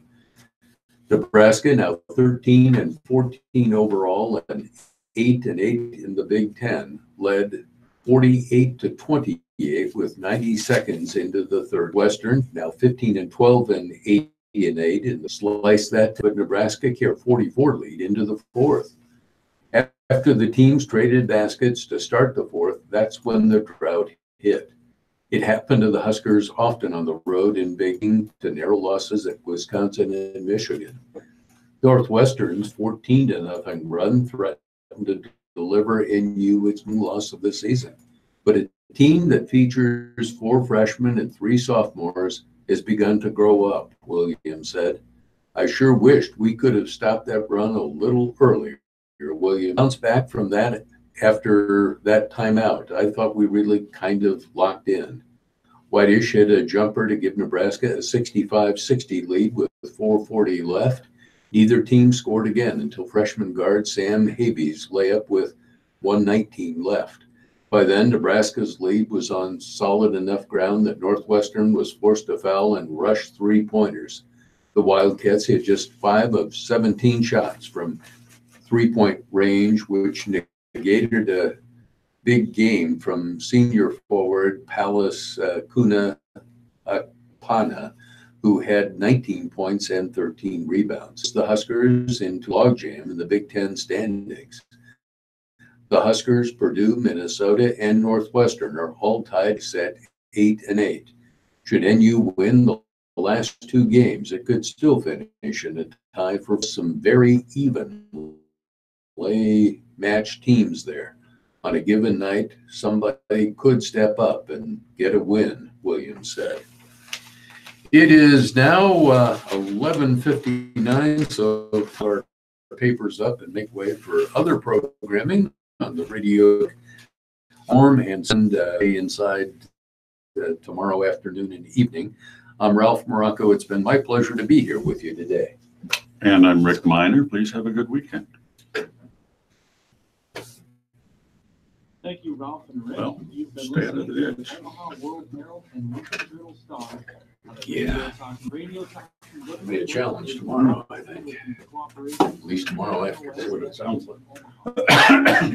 So one thing said it's supposed to start tonight. Yeah, I think we'll get some rain or freezing rain or Yeah. a little bit of snow maybe, kind of depending on what they think is. I'm getting sick of this. Yeah. Hello, friends. This is Nick Wagner coming to you from the Radio Talking Network. Celebrating you this weekend. Pretty excited about some of the upcoming events that we're compiled to share with you. So get out those Husker passports and let's get ready to have adventures around the state. I'm pretty pleased to tell you about this first event. All right, Rick, you Alliance, too. Nebraska. My high school economics teacher always told us there's no such thing as a free lunch, but apparently he'd never heard of free Saturday lunch, which is something they host out there.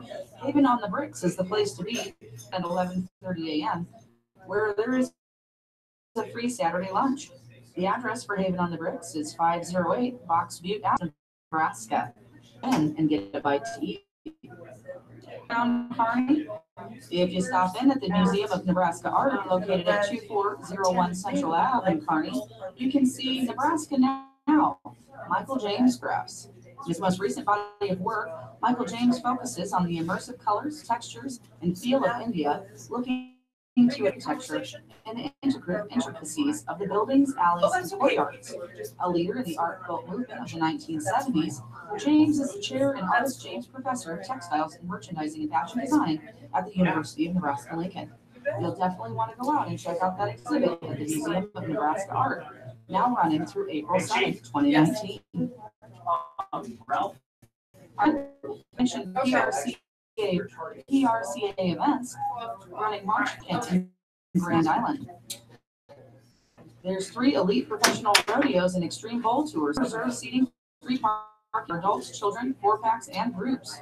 Rodeo Grand Island is produced by Sutton Rodeo of Oneida, South Dakota, a 6th-generation rodeo company founded in 1926.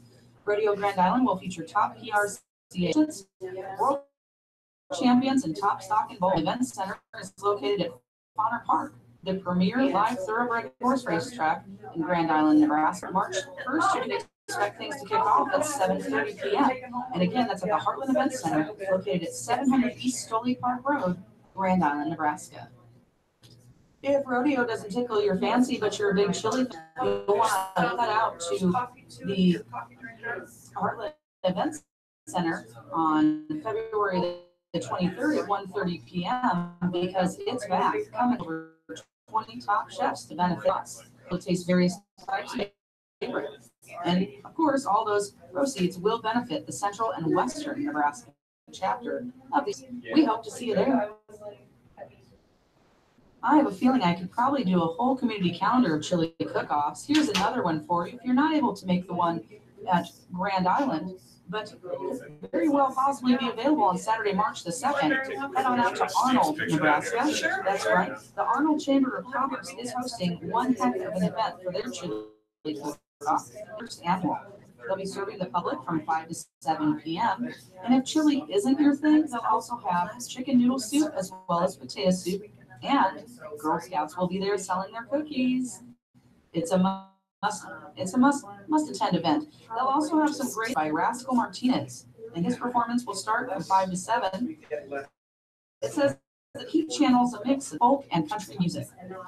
Prizes and awards for the chili cook-off will include awards for first, second, and third place winners, a People's Choice, a Mr. and Mrs. Congeniality Award, and the Best Decorated Booth Award. If you have any questions and you want to head on out, you'll give Allison a call at 308-870-3387. One more time, that's 308-870-887 to give Allison a call about entering the chili cook, attending the chili cook March 2nd at the Arnold, Nebraska Community Center. We always love the sights and sounds of the Heartland America Band, which are stationed out of Offutt. Now, here's one that's very similar. The Army Band of the Nebraska National Concert on March the Gretna High School. It's free and open to the public, and the high school is located at 11335 South 204th Street in Gretna. So while it's not Heartland of America, I know I'll be there listening to some of my favorite patriotic tunes. So March 10th, when the 43rd Annual Army Band of Nebraska National Guard hosts a free concert and performance at 2 p.m. at the Gretna High School. Perhaps you're a quiet person who doesn't like loud noise. The Jigsaw Puzzle Tournament, located in Ralston, might be the thing just for you. It will take place on March the 23rd at the Barright Public Library, located at 5555 South 77th Street. Check-ins at 9 a.m. with the tournament beginning at 10 a.m. There'll be 2-person teams putting together a 500-piece puzzle and 4-person teams attempting 1,000. The first team to complete the puzzle will be the winner. If the puzzles are not finished by the end of the time limit, the team with the fewest remaining pieces will win. There is a registration deadline, and it's set for March 10th for this March 23rd event. For more information, please visit ralstonareachamber.org. Folks living near Bellevue, Nebraska, head on down to Bright host May 9 a.m. The high school is located at 4700 Giles. All blankets created by Project Linus, the organizer of the event, are donated to metro area hospitals. Participants can bring their own supplies or use the limited number of supplies at the event. For more information, participate Project Linus telephone number at 402-212-3975. Again, the telephone number for Project Linus is 402-212-355. So be sure to mark March 2nd on the calendar for their Make a Blanket Day and give a little warmth and love to a child. I'm pretty excited to make this next calendars for March 18th as Radio Talking Book Service presents our 4th annual Winding in the Dark. We have a lovely stained glass piece of art to raffle off made by one of our volunteers, Mr. Paul Murphy. We'll be enjoying wines and delectable delicacies created for the pleasure of our guests by the chef down at Nosh Lounge. It's our 4th annual Winding in the Dark, Sunday, March 18th. If you have any questions, please feel free to give us a call at 402-772-3003, the rtbs.org website, and follow the link to get your tickets. Oranges and mosaic tile, and it's quite nice. So be sure to come and check us out at Winding in the Dark on March 18th. It's a Sunday. And for more questions or information, you can call us here at the station, 402-572-3003, or pick up tickets at rtbs.org. For a loved one experienced a brain injury, well, you're in luck. First annual Literacy Summit in Kearney, Nebraska, scheduled for March 27th, 2019, and the event takes place from 1 to 5 p.m. This half-day meeting will include updates on Nebraska's state plan and results of the survey that they got out currently. The Brain Injury Alliance of Nebraska will identify public policy and funding issues and discuss how folks can get involved. More information will be available on their website, braininjury.nebraska.gov. Again, the summit, the first annual Living with Brain Injury Summit, is May 7th, 2019 in Kearney, Nebraska from 1 to 5 p.m. If you have more questions, please visit braininjury.nebraska.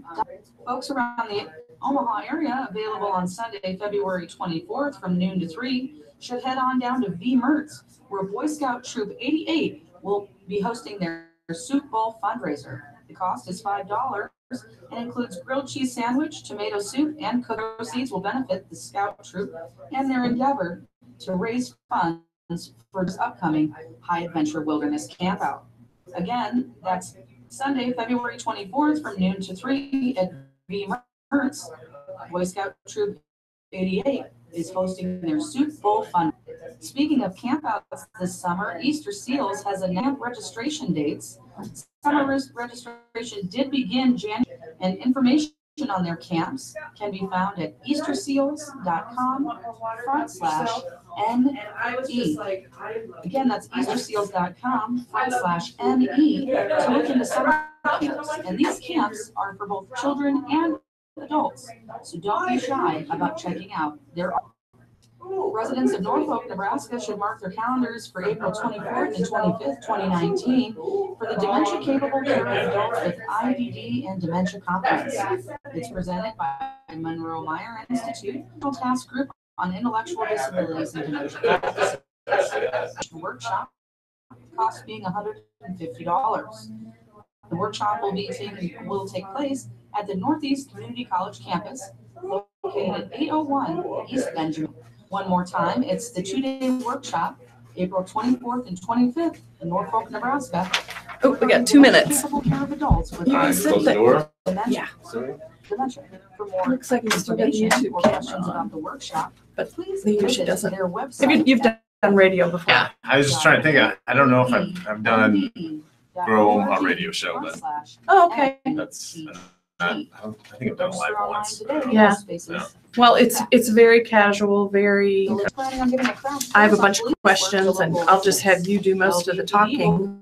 All right. Ryan likes to have the microphone 3 to 5 inches. You have a good voice, but it's better to turn you down than try to turn you up. Otherwise, it can be distorted. Sure. And I sent you this, Yes. so you kind of know the gist. And And I drive around Sarpy County all the time, and I don't know what's going on anymore. I don't know some of the stuff that's going on. Like, what's this? It's not. Anyone. I don't kind of in the area that we work on. And Right. Folks that are looking Well, for and then there's jobs Overview for March Sarpy County. 6th, 2019, I and see head on that on down to Facebook, Concord and I and think, oh my Suites located at 70 My phone and talk Nebraska to somebody. from 1 Yeah. to 3 to job fair. More I information. think about there's some job politics fair and a there. list of employers Rusty used to be can on be that. found at Yeah. Nebraska. Yeah. Once But again, I don't either. that's job fairs. no, you just. Nebraska. They kick themselves. I'm going to wrap up this week's community calendar with It's a discussion on the Legion's dinner, or at least I an mean, invitation to the I've got American some thoughts Legion on Bellevue, at but 123 I Bordeaux know Street they in don't Chadron, really want us Nebraska, And I'm Thursday not at sure they ever have. 5:30. Well, Yeah. things were a little Visit better them for with a great Rita. meal. Yeah. Admission Yeah. is $10 per meal Nothing or really- $8 with a nothing really valid student ID. I know. But it was- Those Virtual was food, nice, at least. sales for There. their various programs, I mean, including done a lot of, we Legion have done a lot of Baseball. work in the So background. please head on We can down talk to a the little bit American about some of the Legion stuff for we do with dinner that, but at it's just, there's a lot of, 123 there's Bordeaux a Street lot in of Chadron, inertia you've got Nebraska. to overcome This to has get been the Vic ball Wagner rolling. with the community It's calendar. really too bad. Suggestions for They don't- events and goings don't have on, feel free to email Let's hope me so. Yeah. at bwagner@rtds.org, and I'll be happy to include the goings on in your city in our upcoming community calendar. Thanks so much for listening to Radio Talking Book Network, and have a beautiful day. Thank you very much, Vic Wagner, for another splendid community calendar. And also thanks to Matt the intern, our latest abuse victim that pinch hit for us today for me on the 11 o'clock at noon breaks. It's time now for another community conversations right here on Radio Talking Book. And here is your host and interviewer today. Let's say hello to the executive director of Radio Talking Book. Go ahead, Jake. And I didn't ask you if we were going to do 30 minutes or 45, Andrew. So I'll put you on the spot. You can talk as long as you want. All right, well, But you do have a 45-minute limit. Good afternoon to our day, and welcome to Community Conversations. Andrew Rainbolt is with Sarpy County Economic Development. And welcome, Andrew. Thank you so much for agreeing to come in today. thanks for inviting me. Excited to be here. I'm excited to hear what's going on. I live in Sarpy County, but I don't know what's going on anymore. So tell us a lot. First, tell our listeners a little bit about you, Andrew. Well, I'm Andrew, born in my area. I lived in Sarpy County most of my all my growing up, actually, in La Vista and Papillion. Went to school at University of Nebraska and made it as far away as Lincoln, and before I came back to Omaha. So I've been working at the my chamber for the last 10 years, a little more than that, working in different areas of workforce development and economic development, and currently at Sarpy County Economic Development Corporation. Yeah, pretty much just an Omaha guy. Mm-hmm. Are you married, family? I am married. I've been married a little over 10 years as well. So we have my wife, Nikki, is a engineer for a mechanical contractor here in town, family business. And then we have 3 kids, Anna, Joey, and Matt. I always get their ages wrong already, but it's 8, 6, and 3. Oh, so wow. we've got a lot going on, a lot of chasing kids around. Sure. But it's just getting crazy. Every time I complain to somebody with older kids about what we're doing, they get more waiting for that to ensue. When they start with the extracurricular activities, then it gets really crazy. Yeah, that's what we're bracing ourselves for right now. Yep. Do you have extended family in the Omaha Metro? Parents, siblings? Yeah, my parents still live down in he only made it a few blocks from town, or from home. I made it a couple miles. But we have an older brother that lives down in Florida. Mm-hmm. Other than that, my grandparents in Nebraska. Okay. So my grandparents are still with us, but they moved down. So other extended families kind of all over the map. My parents are both, unfortunately, as their families grew, they kind of scattered all over the place. So you get to good winter. Yes. Nice. We get to go down this Christmas for his birthday. Oh, so wow. excited for that. Yeah. They live kind of just north of Orlando there, in a nice little retirement community. So. Mm-hmm. Excellent. Well, again, thank you for coming in. That's a little bit about yourself. I always think that we're guests in our listeners' living room, so I know they're interested in who's on the other side of the microphone, and they hear the rest of us talk a lot, so it's good to bring in new people. The first thing I'd like you to do is how Sarpy County Economic fits in with the Omaha Chamber, how that collaboration works, and what kind of an area that covers. Right, and it can be a little confusing for people as they kind of look in from the outside. So Sarpy County Economic Development Corporation is a partner of the Greater Omaha Chamber, and we're one of the members of the Greater Omaha Economic Development Partnership. So it's all kind of housed under the Chamber and the Chamber Foundation, but we are one of 6 counties in the Omaha metro area that are part of the partnership. So that includes Cass County, Sarpy, of course, Sarpy and Douglas, Washington County, the Blair area, over to the Fremont area, Dodge County, and then also Pot in Iowa. So we're one of the few cross-state or bi-state economic development partnerships. A lot of the businesses can access come from the state level, so it can be a little awkward for even river cities like us to or border cities, I should say, to work across the border. But I think since about 2013, we've been working with Pottawatomie County, and through the partnership is we want the Omaha metro area as a whole to kind of our targeted sectors in business. And really the idea is if someone's looking in the area, they're going to look at Omaha. They don't know Papillion or Bellevue or Spring. So if we can be in the room when they start looking at Omaha, start to pitch opportunities in Sarpy County. Inevitably, just so we're lucky enough to have the interstate running through our backyard. People start to, when they're looking for a site, especially for a new build, they kind of start to migrate down the interstate. And they end up looking in Sarpy County. And so we really benefited from Omaha's growth. And it's just, we really leverage the Omaha Chamber and their staff for a lot of things. I'm technically an employee of the Omaha Chamber. And so although Sarpy County EDC has its own board of directors, we're funded in a public-private partnership. About half of our funding comes from the county and the cities in Sarpy County. The other half comes from our private investors. But we don't have to pay for an administrator or worrying about payroll and insurance and things like that. We do that. We don't have to rent out a whole building. We rent our desk from the chamber. And so it's really a great way to leverage that funding, save a lot of money, and then staff that's paid for by the chamber is working projects. We benefit from that because oftentimes they land in Sarpy, and that's I spend a lot of my time looking at site development. That's really kind of where the whole metro has really been kind of lacking in that. And so where's the next site? How do we extend infrastructure? How can we partner together with the public, the counties and the cities, and spend money wisely to make sure that we're extending infrastructure in places where businesses want to land. I have one full-time. Josh Charvat is another kid from Omaha. I shouldn't say kid. He's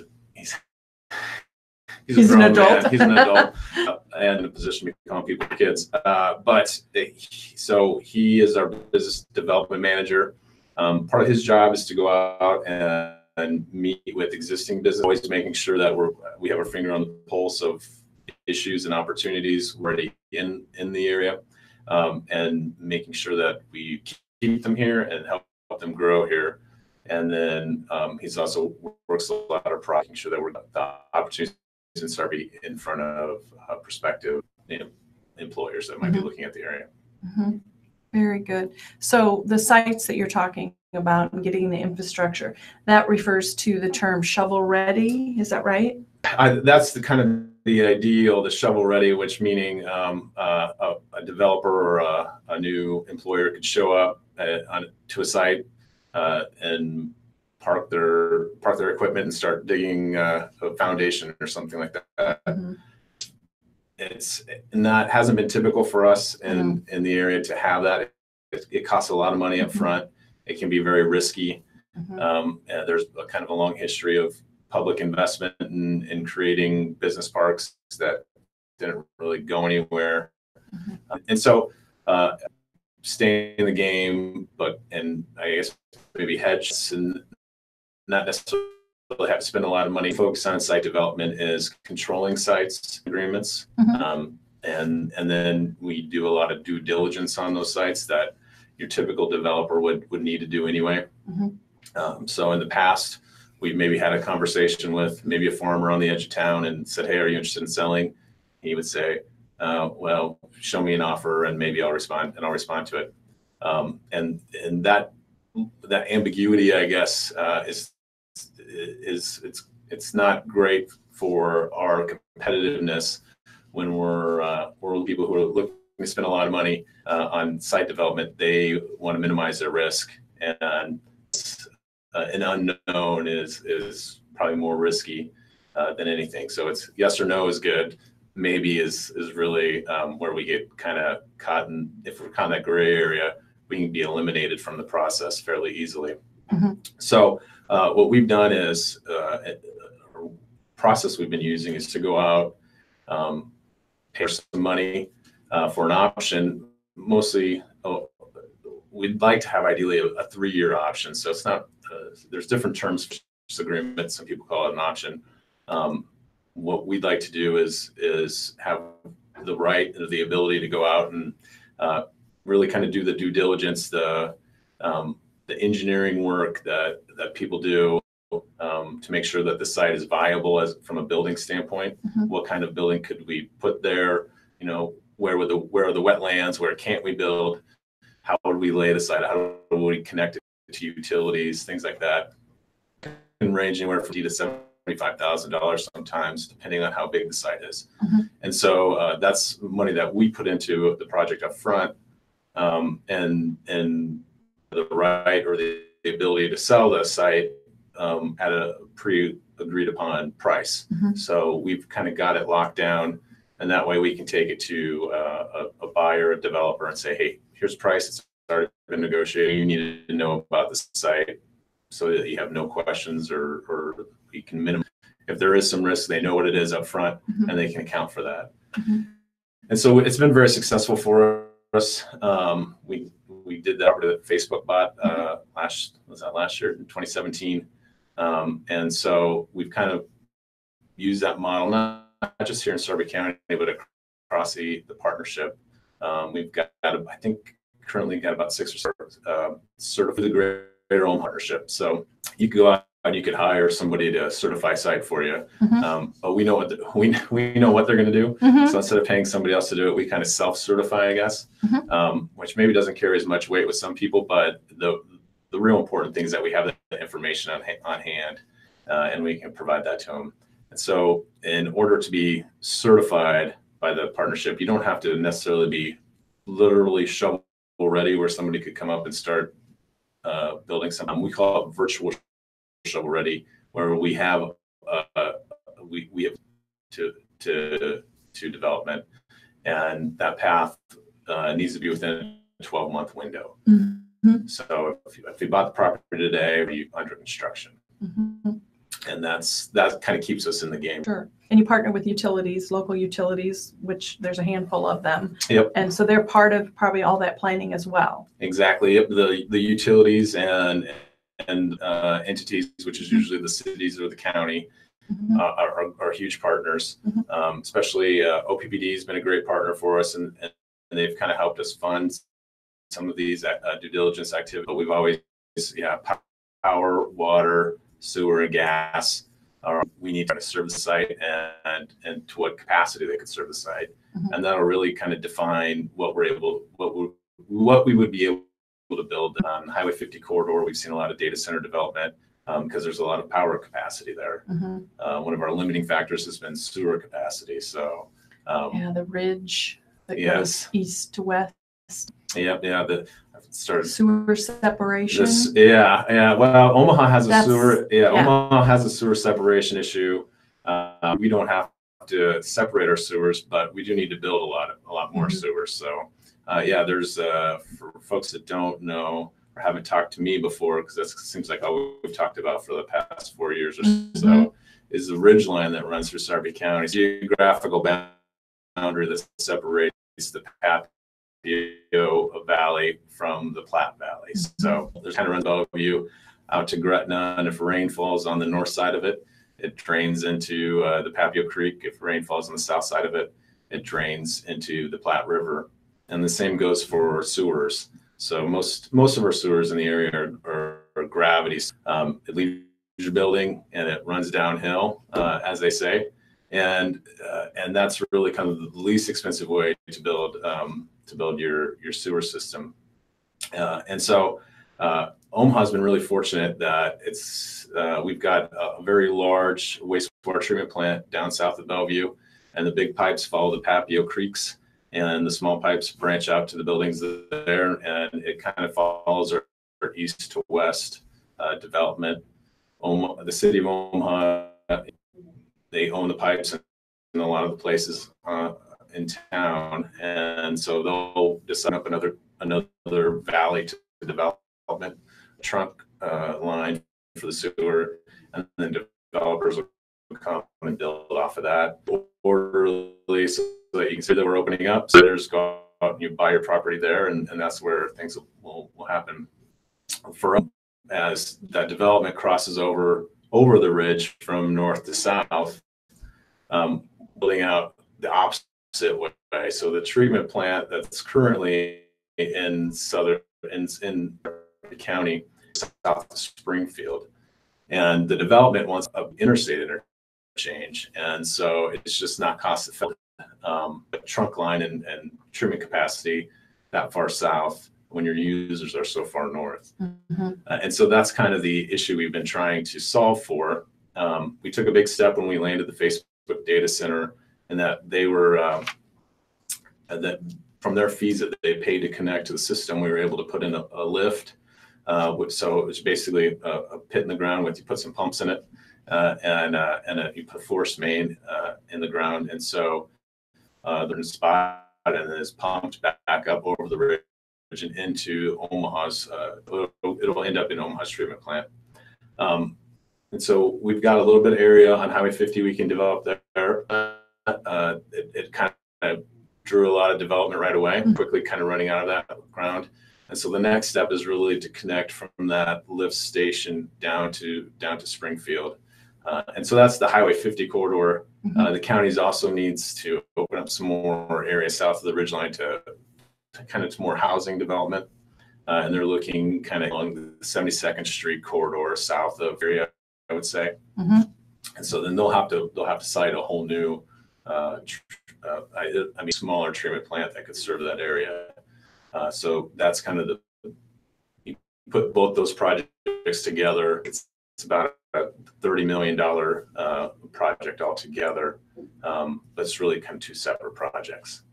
Will that one that they put in south of Lake, will that take care of all of that part of the county, or will there have to be others?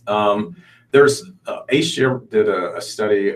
They've done a couple studies on this over the last maybe 15 years, but the last one they did looked at a couple of scenarios. One is you have a big one, you take Springfield's plant on Highway 50 and expand, get from Gretna, kind of east of Highway 50, maybe to 120th Street in there, we'll say.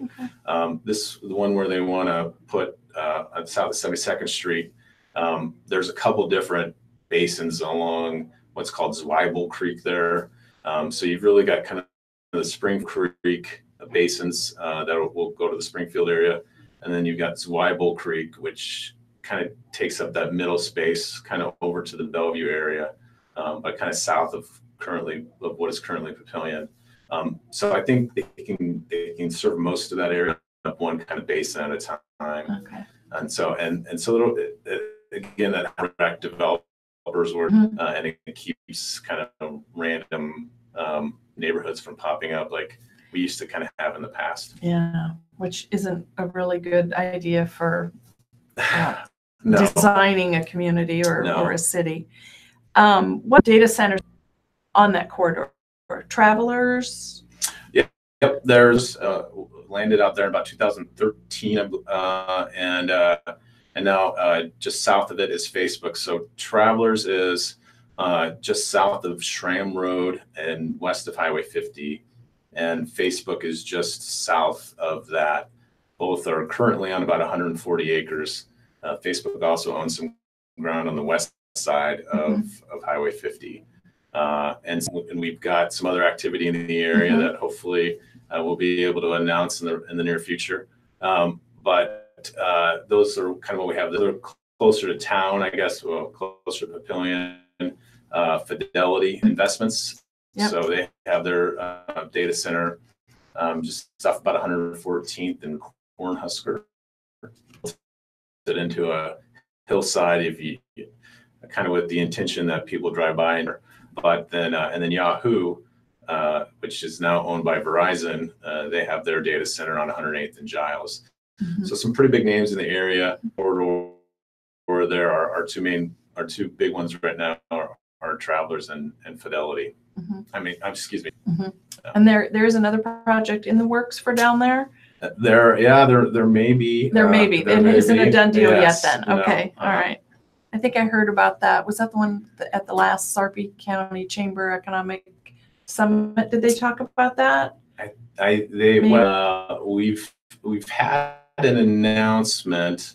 But it didn't have a name. But it didn't have I don't think it had a name. Yeah. So, and that's one of the things with economic, as you know, Jane, that everything has a code word, code name, and fun stuff like that. So sometimes they're told we're told what they are.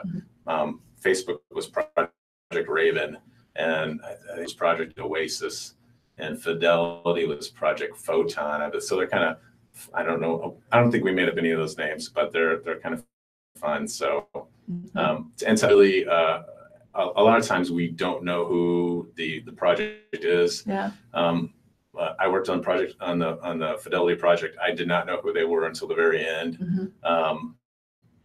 At that time, I was just the guy who's doing all the hard work. Didn't get to actually talk to the company very much. Yeah. But we really do hold confidentiality as extremely high. There's stories all over economic development of city council folks who started boasting about a project that wasn't a done deal yet, and the company said, "Okay, we don't trust you. We're walking away." So that is we're in the Omaha Chamber, and the partnership is known for being very professional, and we hold that in a very high regard. And to the fact that sometimes we still refer to Project Raven or Project Oasis, because you're just used to that, right? And people are like, "What are you talking about?" That's inside baseball stuff. But, it does happen, and understandably so. When I was at the Sarpy County Chamber, Kevin Jaros was on the board of directors, and after Black Hills Energy announced that they were building their corporate office in Papillion, he came up to me and apologized to me that. And I said, "Kevin, don't worry about it. I know." I think there were 2 or 3 people that knew what company they were dealing with, and the general public, but. Right. There's always, especially lately, we've gotten a lot of pushback from people saying, well, these are all secret deals. And there's a lot of reasons for it. One being, if you're a large company and maybe you're moving employees around, or you're looking at maybe even moving from one state to another, you don't want to disrupt your current business operations and have people freak out. Are they going to lose their jobs or not? Because maybe you're not moving people, you're just opening another facility. And you also don't want your competition to know what you may be up to. And so you don't want that getting out in the news. And then also for some of the large businesses that we see today, they know if basically it comes down to negotiations sometimes on who's going to, are they going to have to pay for all the roads? Are they going to have to pay for all the sewer or anything? They really want to be treated like any other business. And sometimes with a huge company that has lots of money, you're not. And so they do that to protect themselves from, I guess we hear stories of communities, ex-companies, if it's out in the news already, they'll say, "Oh, well, we know you're going to have to pay for all these public improvements because we got you. Mhm. And so that's one of the biggest reasons they do it, is so there's a fair negotiation in their mind. Mhm. A couple of stories, with locally with ConAgra leaving, and then the company not going in Jersey. It's interesting to see how those things impact a community as well. It certainly, yeah. It was, and I think that's kind of helped create what's currently seen kind of as a negative of these expansions, that also kind of there's an overall, if you want to call it the current populist movement, I guess, or whatever, but there's very much against incentives, especially that are given to it. We're pretty conservative. Almost all the incentives that we have are tax credits. So it's essentially companies are able to lower their tax liabilities by using credits that they've got for taxes they've already paid. So they pay their taxes, they get their credits, and then they go back and they ask for that money back. So they're really recouping money that they've paid. Yes, they're lowering their tax liability relative to maybe other folks, but we're other states are where they're handing out blank checks to companies to come and locate there. As a result, we're not always as competitive as some of those other states, but certainly we've shielded ourselves from the blowback of this can happen sometimes. You hear stories of paying for facilities and then the company never actually locating there, things like that. In Nebraska, it's all kind of a pay for performance, and it's really a refund of taxes that have been paid.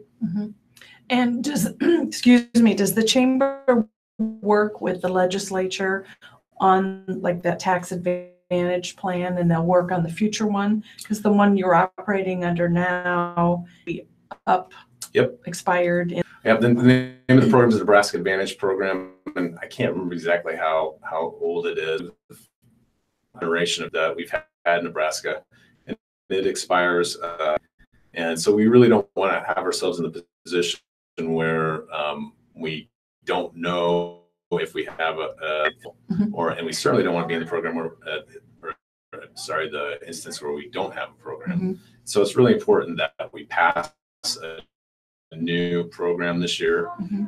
Nebraska Advantage has has been a good, successful program, I would say, for the most part. There are issues that we think we could make it better for the state, for things that we're trying to address. A new program. It's called the Imagine Nebraska Act. I can't remember. I think it might be a legislative bill 720, if I remember correctly off the top of my head.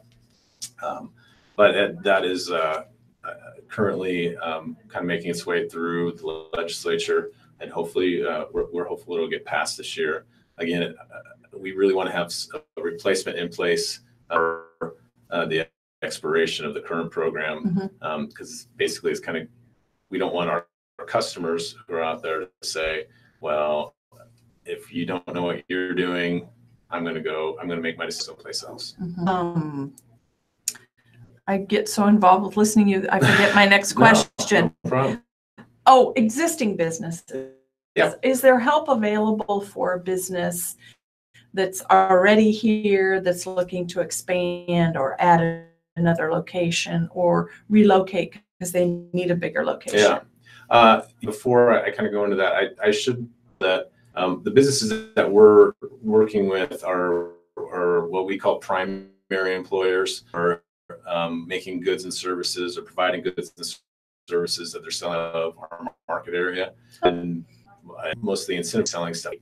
So we're really talking about people who are bringing in dollars from customers that are not, in our areas. So we always say, the supermarket sells to local folks. They're kind of turning local folks that are selling outside of our area, bringing new money, and then pay for people, people and buy other goods from folks locally. So really, that pouring new money into the funnel is kind of one way that we talk about it. But so there are for incentives, you've got to be an eligible business doing eligible business activities. And so whether you're new to the state or you're already here, if you're hiring new folks and you're making a capital investment, that you should be eligible for some type of incentive and financial aid through tax credits from at least through the currently Act. And the Imagine Nebraska Act is similar. It actually, to get into the details, or the Nebraska Advantage Act kind of enumerates business activities that are eligible for tax incentives. What we've seen is businesses and technology has changed so rapid. We've had to go back several times and make changes to say, okay, this is the type of business that we want to incent. It's not included in the act, so we need to get it included. What we say, okay, these are the types of not going to incent, and it's mostly folks that are selling local services. And so again, it really doesn't matter if you're new to the state or you're already an existing employer. It really matters what you're doing, and are you making a capital investment? Good. Well, let's talk specifics about each community within Sarpy County. Sure. Let's start on the east with Bellevue, the oldest community in the state, I believe.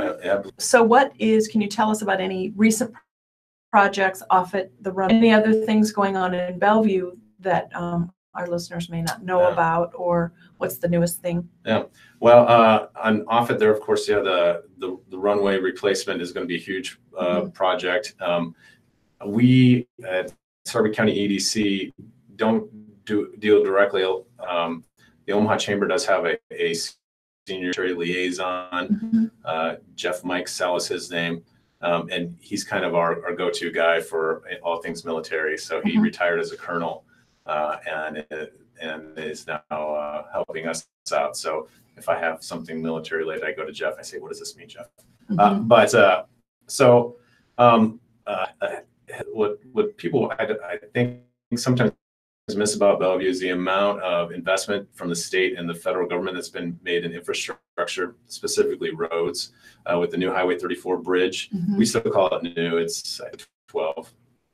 But that connects I-29 to Highway 75 in south of Bellevue. All the extension of the Kennedy Freeway now almost all, and so it's almost kind of like another interstate that we've got.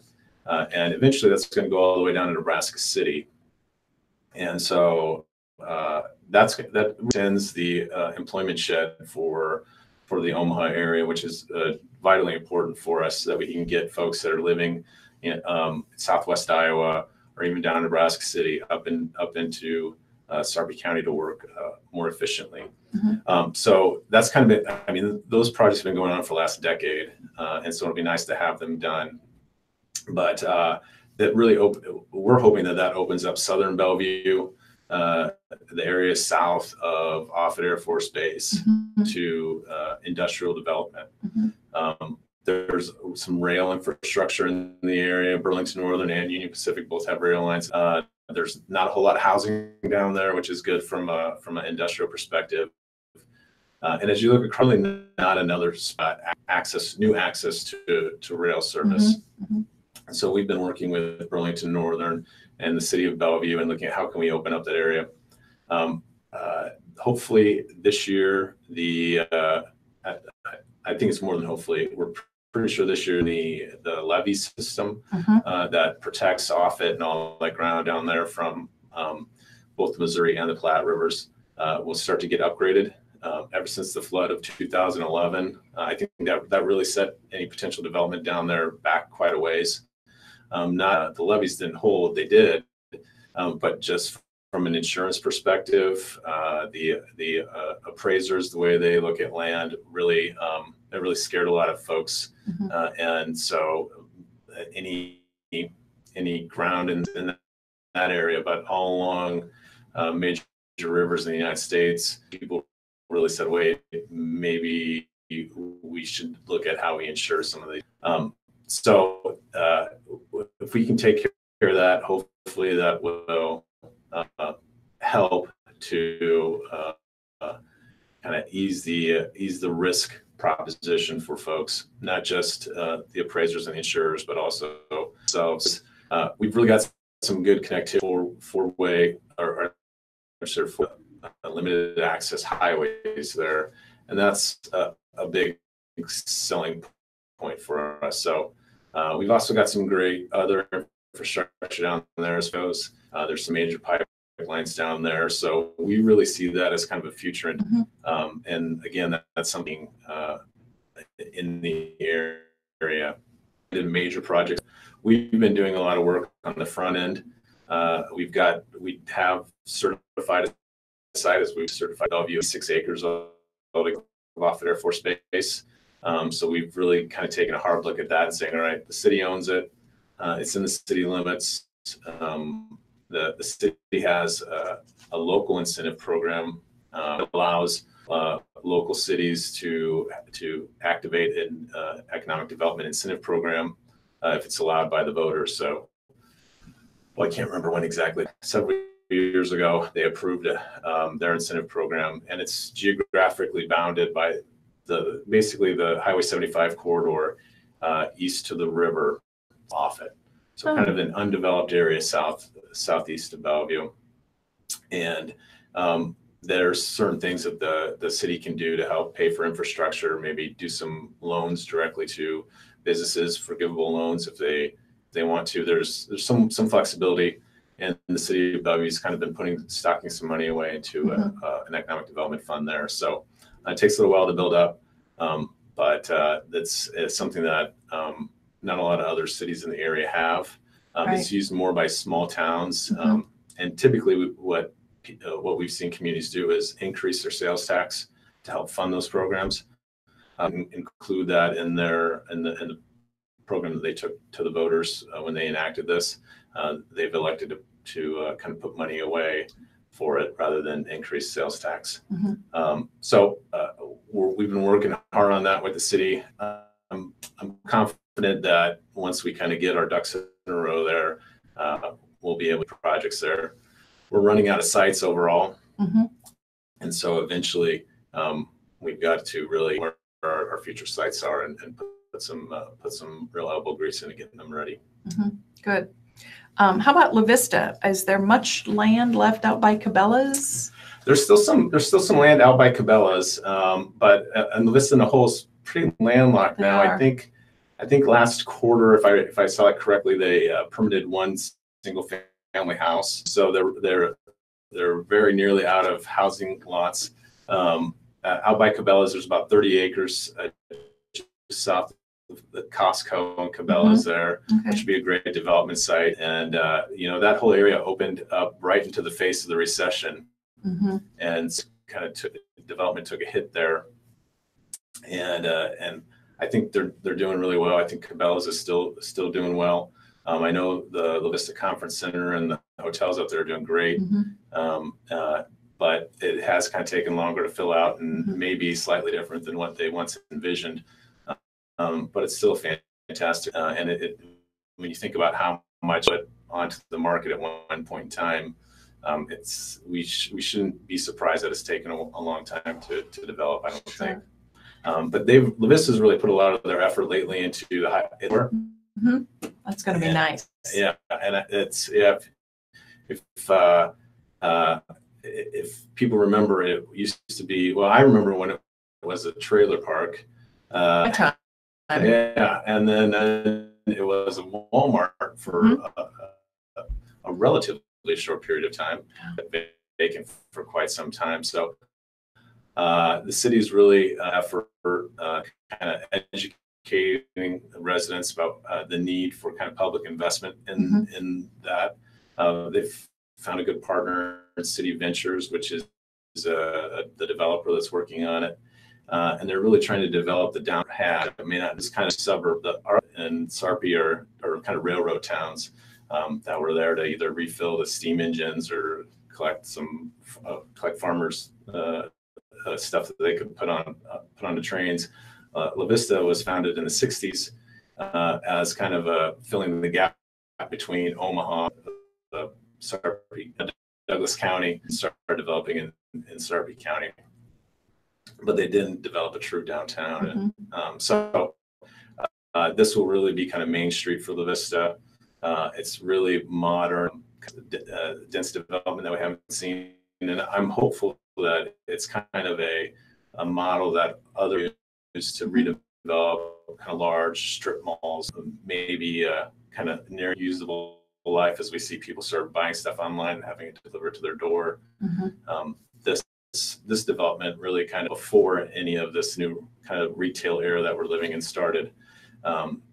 And so they've time to develop this, but hopefully, like I said, other developers will look at it and kind of increase and use it to increase density and kind of, I guess, placemaking, I'll call it. That's one of the things that we see as being very successful. And as the office users that we work with, people who have projects where they're looking to put people into office buildings, that they really, it's not that anybody's abandoning the car, but they really, instead of having a building, search parking lot out front, they still want all the parking, but then they also want restaurants and bars and activities out where their employees can walk out the door and have all that stuff at their fingertips. And maybe live close by. And Live and work there. Yeah. Yeah. So about that, also got some other streetscaping along 84th Street as well. So they've run out of land, but they're really focusing on their core and putting some effort into redeveloping it. Good. And Papillion? Papillion's kind of the growth monster for the county. They've been aggressive in annexing, and so they've really kind of spread their footprint across Sarpy, central Sarpy, I should say. And in doing so, they've really kind of taken over our industrial growth area, which is the kind of the Highway 50 corridor, our current industrial growth area, I should say. And so it had been kind of up in La Vista, south of Giles Road there along 132nd. And so that's kind of, as that's filled up, it's kind of moved southwest down the interstate. And so Highway 50, which is 144th Street as it runs through Omaha, south of 370 is kind of where we've talked about Med's jurisdiction now. Some of it's in their city limits. So they've really been making that transition from focused on housing and retail development to a community that has kind of a more broad development scope. And so that's what we're a lot on is how do we make sure that we're accepting of industrial development, because that's where it employs a lot of people. Make sure that it's up to city standards and really is going to stand the test of time. Of course, as you kind of always look back on past development and say, okay, how can we improve off of that? And so, no one in Sarpy is really putting up metal sheds anymore, gravel lots. They're brick. I don't want to call them historic, but some old developments that still include that. And we always say, okay, that's the kind of stuff that doesn't really stand the test of time. So how can we make sure that we're building quality buildings that will be there tomorrow, and look nice. And look nice, yes, and fit into our communities.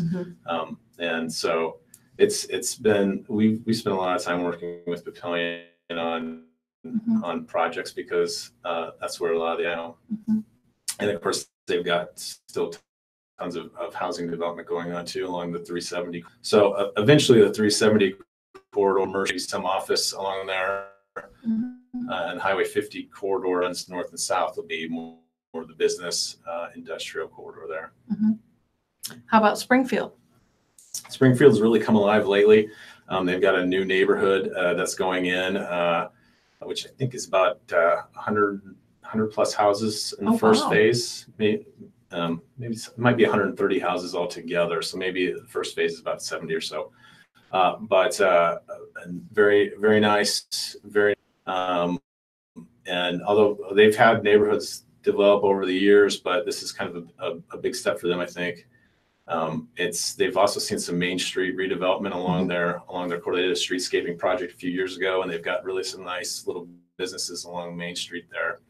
Also, because of their proximity to a lot of the industrial development, they're seeing those workers going in there to look for places to eat and hang out and things like that. So The other thing for Springfield, and it also in as well, is that most all this industrial Springfield Platteview School District, and so that's one of the great things about especially some of the data center development that we have is it'll have very high valuations tax perspective, but not really put a ton of kids into schools. Since it's not like a large that employs tons of people, and those people need places to live and their kids need places to go to school. It's more, we've got a lot of money coming in and a few, relatively few workers compared to some of those other typical projects. So that should be theoretically a lot of extra cash for the school district. So, I think in the not too distant, there'll really be a school district that'll be drawing in developers in that school district, and it'll span both Springfield and Papillion, I believe, and maybe even into Bellevue some. So that'll be one of the interesting things that we'll try as we, and really one of the whole points of economic development. I think if we can get some more sewer capacity down there, Springfield. Yeah. Quick, Gretna, couple minutes left. Oh, sure. Gretna has been growing like crazy. That's what we get a lot. We don't totally. Hey, we need more entertainment. We need more restaurants out in Gretna. I say, okay, well, that's not really what we do. But they have been growing very much on the retail entertainment side. I hear too involved in the outlet mall out there, but it just seems to continue to expand and be a great source of opportunity for the community there. We've really been working with them on kind of the south side of the interchange there. How can we get sewer and water on the south side? And they've got water there now, actually. But how can we utilities employer? It'll be interesting to see where they land on their annexation plan. Hopefully, no matter what, kind of get something finalized here so that developers coming in know one way or the other where they stand. Again, it's one of those things that if you have to explain, usually interest of the developer or the investor. So there's just not that it's a little hard to hit it all in 2 minutes. So yeah, there's a lot going on in Sarpy County. Thank you very much, Andrew Rainbolt with Sarpy County Economic Development. Contact information for you, phone number, something? Sure, yeah, phone number is 402-233-7155. That's my direct line, and then arainbolt@omaha.com. Wonderful. Thank you so much, Andrew. Sure, glad to be here. Boom, done. All right. Wow.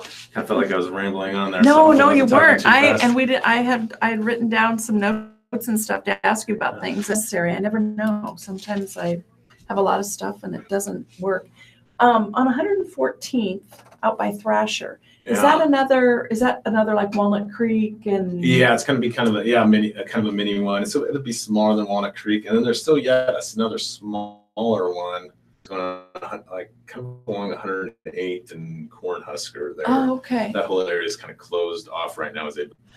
And what are the buildings by the high school on the north side of 370? There's two buildings going up kind of in a little before 114th. Yeah. What are those? One of them is Sampson Construction is building an office there. Oh. And that's kind of the building on the north side of the road that kind of faces, I think they're going to be in the lower level, and it sounds like it kind of faces out to kind of. I can't remember exactly what the other one is going to be. But the other one just started going up too, so there's two. Dentist office or. Oh, okay. I wondered. A friend of mine and I drove by there and we're going, maybe that's a clubhouse and then they're going to build apartments. But there is apartments going up on 120th. Just north of 370, and then I've heard rumors about kind of a cool going, finally maybe getting off the ground in front of the baseball stadium. We didn't even know. Yeah. Does the care for stand out? Yeah, I don't know. I know the family that used to own all that, and the guy that made it happen, Roger Lane Paul. I don't know if he still works for them. So I think that was part of the transaction. I think Hillcrest has built so much stuff in the area that Yeah. I don't know if there's a market there for anybody to come in and compete with them right now. Yeah. Well, that was awesome. Thank Sure. you so much for coming in. No problem. Yeah. I've had such interesting people in. I had Scott Voorhees in Oh a yeah. couple weeks ago. That was fun. Yeah. Well, they did sounded a lot better than I did. No, we did. Fun being on the other side of the other side. Yeah. But so do you have to go back to the office? You know what? I don't think I am. That's correct. 10 to 12. Yeah. Yeah. No, One volunteer said he wasn't going to be available, and this second mutual reader called out concerned because his new car, he doesn't want to. I understand. I completely understand, especially when you get something and it's new. Yeah. But the other person know they're doing Journal Star. So, all right, fantastic. Well, thank you so much, Peter. I appreciate it. I'll be here Sunday meeting with volunteers, so I'll see you then. All right, take care. Talk to you later. Hey, no worries. I appreciate it. So, all right, take care.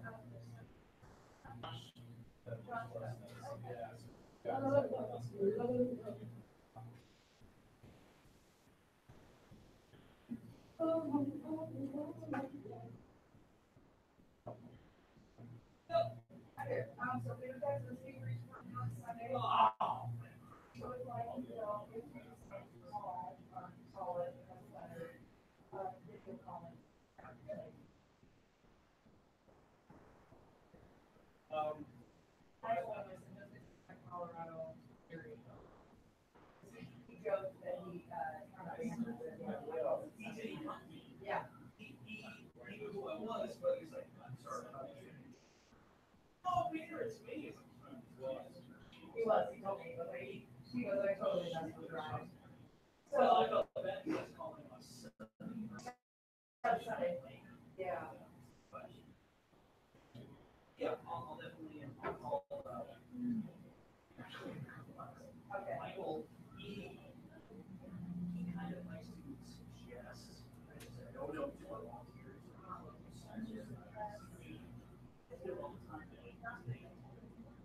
So what we're gonna do about tomorrow? And I said, shoot your other wife. And so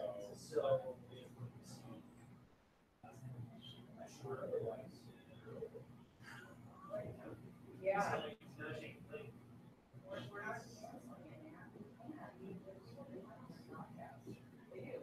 Well, they do, and I know we're not like hard news. I'm not gonna send people out to shoot a class out there. Yeah. Yes, yeah. It's still an application.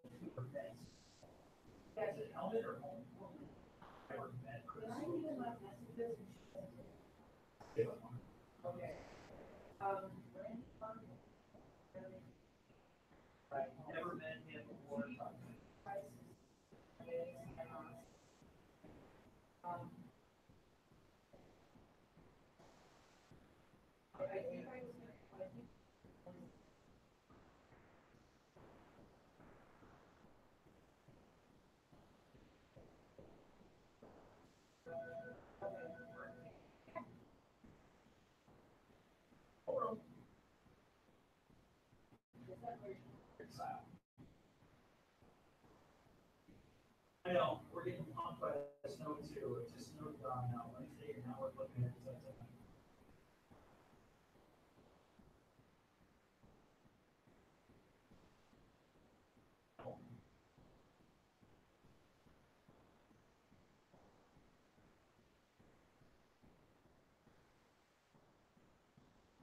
Yeah.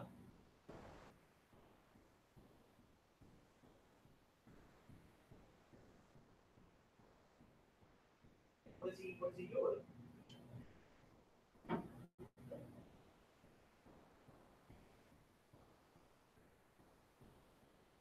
Yeah, they don't have to work. We want it for the facade, not for the appearance.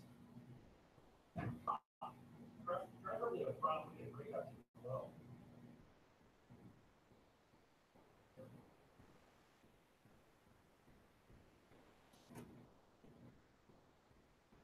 Well, I appreciate that very much. Now, for tomorrow, though, we're talking about going Monday, and I think that's gonna be next week.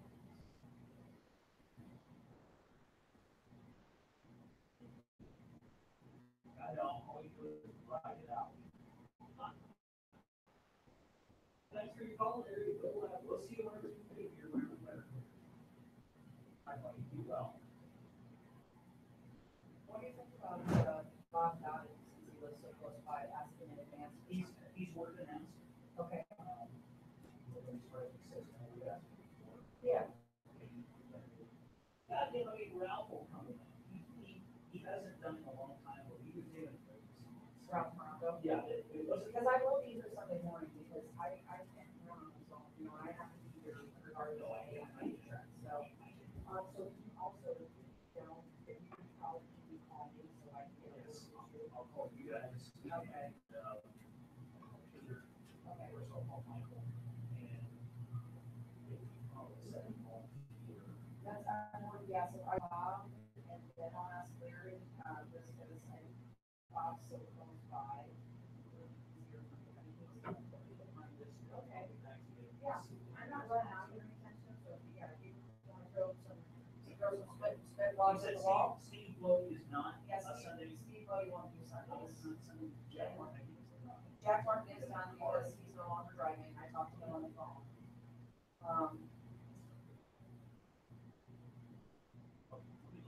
Yeah, so throw some ideas at me and then I'll make some calls or, you know. Got it. Thank you so much.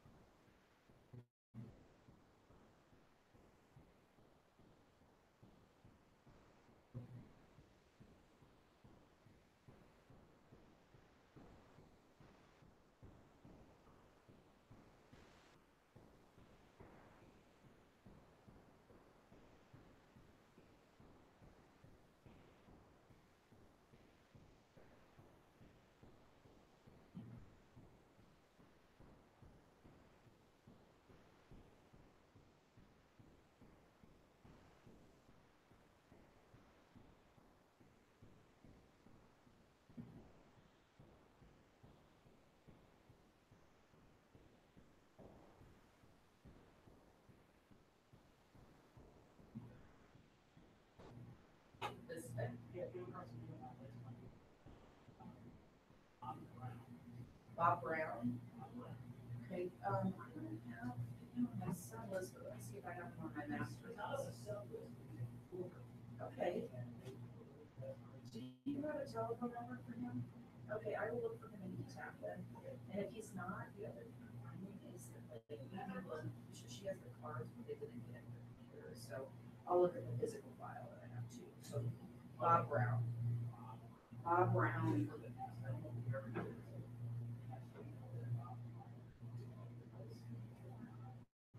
Okay.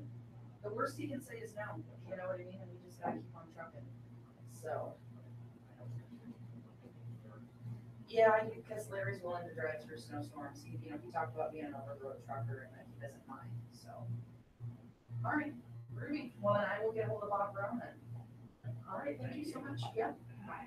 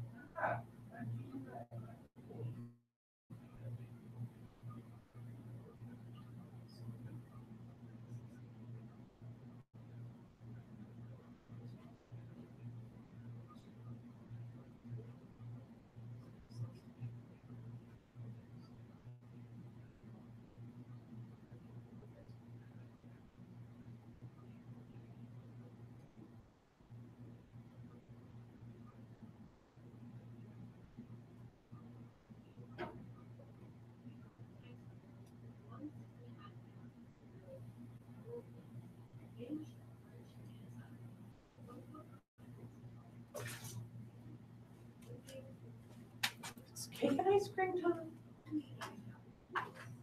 Oh, this is leftovers from yesterday. I found it in my car this morning.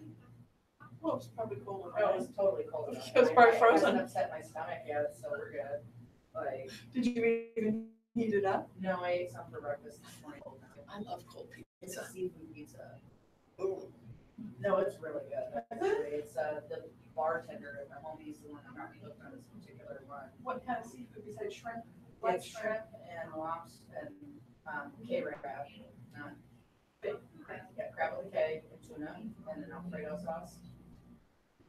Believe it or not, I know, but it's not overwhelming. Like, it sounds like a beef, but it's not. It is truly delicious. It's called white serpent pepper. So if you're gonna observe fast and abstinence laws, then I highly recommend. Yeah, so I might have to try that. Because it does get boring eating this plain cheese chicken Friday, and then I could eat fish till With tuna noodles. Yeah, we eat fish and noodles a lot. My church has a fish fry. You go fish fries? Yeah. St. All the time. Collinsville has a good one. It's too far. I don't ever drink Oh, I don't fries blame in you. Sarpy County. Well, I've been picked up enough times in Sarpy County. I've had some lucky Not runs for in those, Sarpy, thank and I will God. not push my luck. Yeah, I don't blame you. I've been picked up for speeding, changing lanes without a. I think one of my favorites Signaling. was I was underage leaving my friend's house, and this was back before they had developed all of that along Cornhusker near 72nd, so high school, so mid-90s. And yeah, They were picking people up back then? well, it was funny though, because he just let me go. He pulled me over. I had just crossed Harrison. I got pulled over on 72nd and Drexel. Scared because I was like I'm underage. It's gonna be bad. And he was just like, "You're 9 miles over the speed limit." And I was just like, "Where did you clock me?" And he was just like, "A block away." I said, "That's not your jurisdiction." And he let me go. Because he clocked me on the Omaha side. Wow. He should have put his lights on before Harrison. Yeah. See you boys here? Yeah, she's in every. Oh, I thought I could hear. His address or just phone number? Address and phone number for ETAP would be great, whatever you have, as long as I can get him started. I don't know how I hit send. I think I hit the wrong button. I was saying it was email and phone, but I Or didn't you have have his his address. address. Oh, you do? Wonderful. So I grab that from you. I'll go into ETAP because he is, he's he's already broadcasted, like he played FYI in this week. I just want to make sure that Sure, and also his intern hours count. So, they're not paying him, he's a volunteer. So Did he fill out a card? I'm going to have a card class, but I don't want to miss his hours. Yeah, absolutely. Because he's now done 3 weeks Yeah. for us at 4.5 hours plus his broadcast time. Yeah. So, I will get you his address if you will do me a favor. sure, Find me a spoon for you guys. I will. And I'm waiting for I Eli think to get it's back in to one me. of those, I lifted both of them down the other day, standing on a chair. That's not smart. I know, I'm gonna ask them all this time. And I'm gonna spend a penny, as Lindsay would say.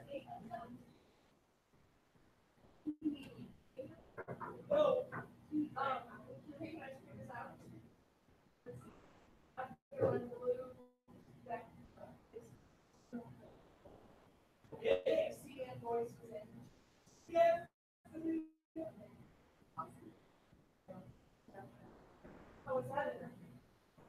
Good. How did you feel about it? No. Yeah, but he probably go the 45. No, I didn't hear, did you leave the keel? But we leave a couple minutes. that was like, Yeah, because I lost track of the time. Remember that kind of listen to you. yeah, and I want to get through all communities and start, and I was impressed.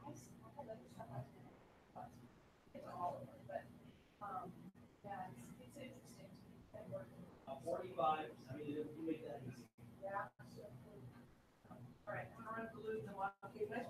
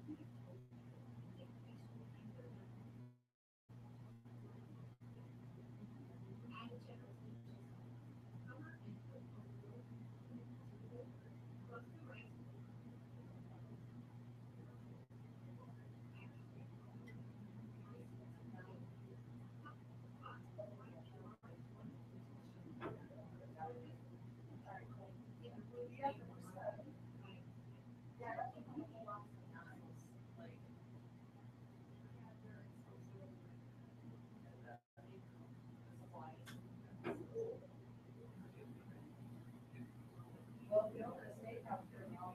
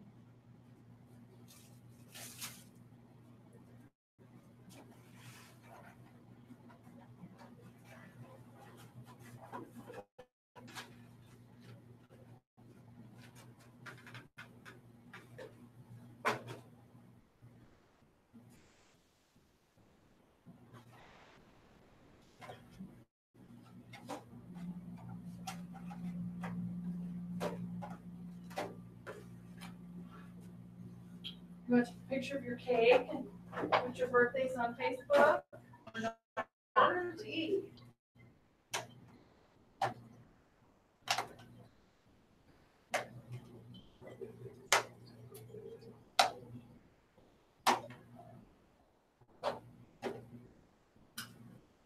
You spelled your names right. I'm impressed.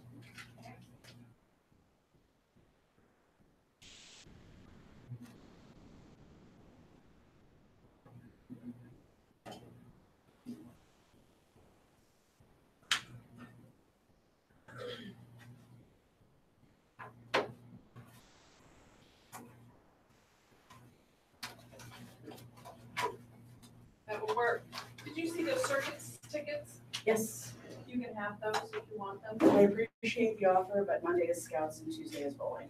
Oh, those are the only 2 days it's here? Yeah. Oh.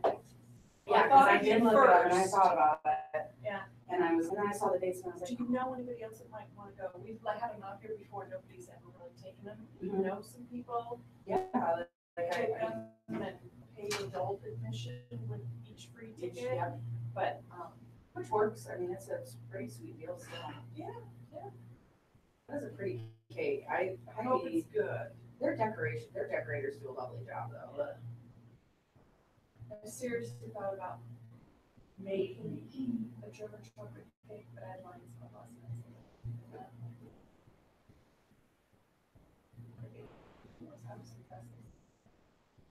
And then they would have the order ready, because the last time I ordered something from them, I showed up and they didn't have it.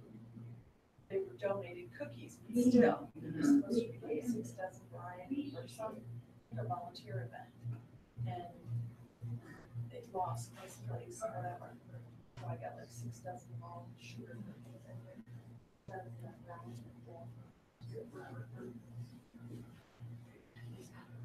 Ryan, Are we just cutting a piece and going back to work, or we can? did you want us to sing for you guys? I'm not gonna- No, you and I are gonna sing. You and I can sing. You guys can sing to each other. Kitchen and eat. We can stand here and eat. You can do whatever you want. It's your celebrations. Yeah. I thought I talked to Ryan. I did. Oh, I didn't have a complete card for Kendra. I know. We're waiting on you. She just never Busy. Cool. You're so great, but I'm going to be on it because I just want to make sure I'm in the top policies and Yeah. because like, for example, we need to maybe get Bob Brown call. On your. This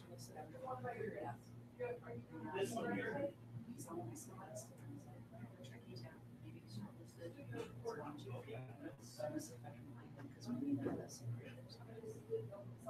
Blow up, leave my finger, Robert. Okay, just a second, just a second. Because I looked underground too. Your computer. Yeah, she had. Yeah. Maybe you could.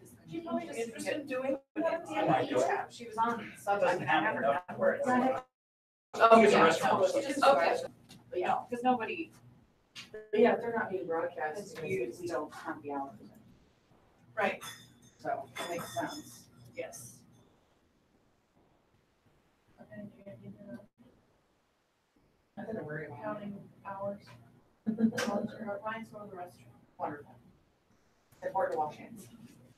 I know. I know.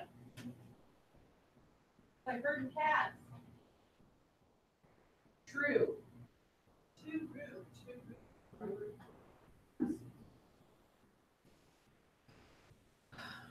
It looks like the camera's still on in here. It is still on. Why is that still on?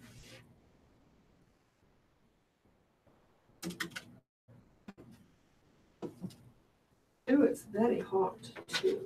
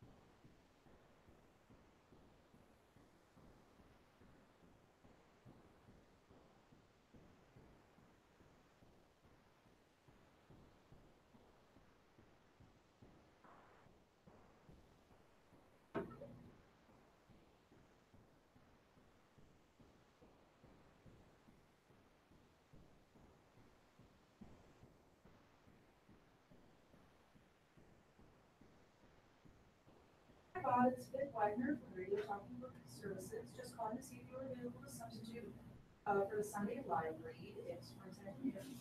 If you can give me a call back, that'd be fantastic. Telephone number is 402-572-3003. 572-3003. Thanks so much, Bob, and have a beautiful day.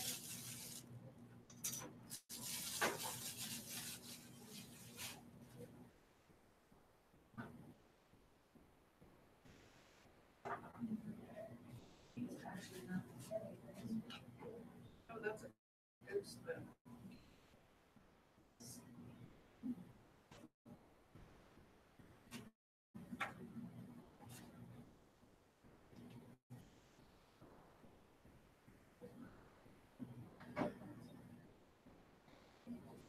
Is that the birthday boy and the birthday girl? We doing it out in the lobby? We can do it wherever we want. I do have all the stuff out here, but we can take it to the kitchen if you No, want. let's go wherever. Or we can each get a plate and go to the kitchen. Yes, better. Oh, Sharon, you can help us sing. Whose birthday? Ryan's was Monday. Becca's is Monday, so we're having cake and ice cream. And that's cake and ice cream too. Okay. It is. Is it really? I hope it's good. I've never had one from Hy-Vee. But Well, we haven't officially canceled yet, but I just had this morning. And watch, it'll be our luck that we'll cancel. Monday, we got one extra thing, right? Yeah, all right. Sure.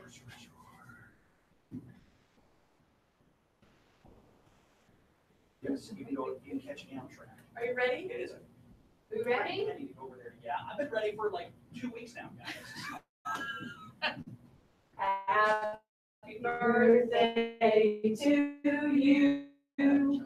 Happy birthday to you. Happy birthday, dear Ryan. Happy birthday to you. Many more. What dish ice cream? I think Becca should cut it. Becca, cut it out. Health and nutrition and how the fats that are in chocolates and sugars. But Do do have for you. birthday. You can have a really small piece. So, you gotta say man voice. if Stop, it's not yes. promised or something. So stop it, Sharon. No, We really should go down the hall and tell Deb Schmidt that we're having cake. no chocolate. I told her just to come back in a little bit. Because she's already popped in once. Is it for cake and ice cream? Oh, good. Wonderful. No. Is John still there? John Fullerton. John Yeah. left. No, he's left. But And we Ann's here. I told Judy to stop down too. Cool. Fantastic. All right, there's one to start. Now I'm trying to get down to my original birth weight of 5 pounds 6 ounces. Vic, just take the big. You a frosting corner, just. Thank you. Toast. Is it Coke? Is it, what is it? Yes, that coconut Yeah, stuff. just that. Do you want chocolate and vanilla ice cream? Yes, please. Okay. And I feel like we should tune in and feel guilty. Yes, yes. Well, no, we'll just. oils do you avoid with you? Coconut. Of course. So you got that. Yes. The frosting is made with butter. Yes. It better be. Plenty of sugar and No lots of egg idea. in both the frosting. Here you go, Ryan. Plate. There's Oh, I got plenty. nice You big- can have more. Here's a napkin, Well, yeah. and of course you have more. I would like chocolate. Chocolate. Going all chocolate all the time. Yeah. Yes. Full chocolate all the time. Wonderful. Go ahead. Yes. Oh, no. I've got it. I'm gonna wait and then I'll. Pick big or small if you want. You want chocolate or vanilla or both? No ice cream. No ice cream. I just had one of those donuts. I'm already. Oh, I'll put over here my little. Oh, yeah. All kinds of artistic cake. Or literally your cake fighting, both my names are on the cake. Yes. Chocolate or vanilla? Chocolate. Is it good? Brain freeze, good. Very good. Brain freeze. No. There's plenty. Want more than The that? brain is freezing, I can hear it. Okay. We don't- Appreciate it. what I say every day, on her birthday's almost every day is, doesn't matter if it's winter, it's never too cold for ice cream. That's so true. I would agree. That's so true. My granddaughter says. We just had a day at the zoo, walking around, cold weather, we're leaving there, she says, Grandma, runs up for ice cream. You didn't eat enough at the zoo? No, we didn't, we ate our lunch at home, we Tork had Oh, a nice good. healthy lunch. Yeah. And I asked her what kind of sandwich do you want? Grandma, just a lettuce sandwich. Lettuce. She was much younger, her mother loved ham and cheese, so that's what she ate.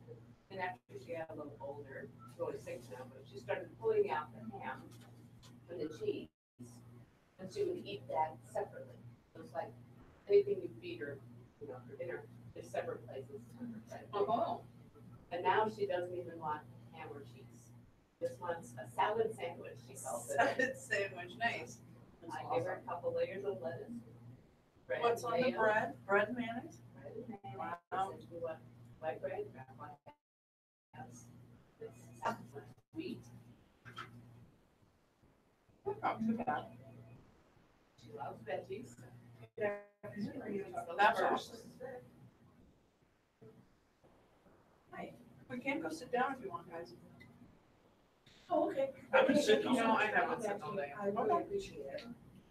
All right, wonderful. Have a great weekend and stay safe if you're out there driving. So what's the latest on the weather? Well, I got my OPS Is that some announcement. volunteer saying no? That was They Bob can't Brown. all He has be- church on Sunday, so he will not be able to help us out. We better get no. Yeah, I was going to. No Bob Because I feel, yeah, no Bob Brown on Sundays. Or in, like, he wasn't even under Robert Brown and East Tab, so I know.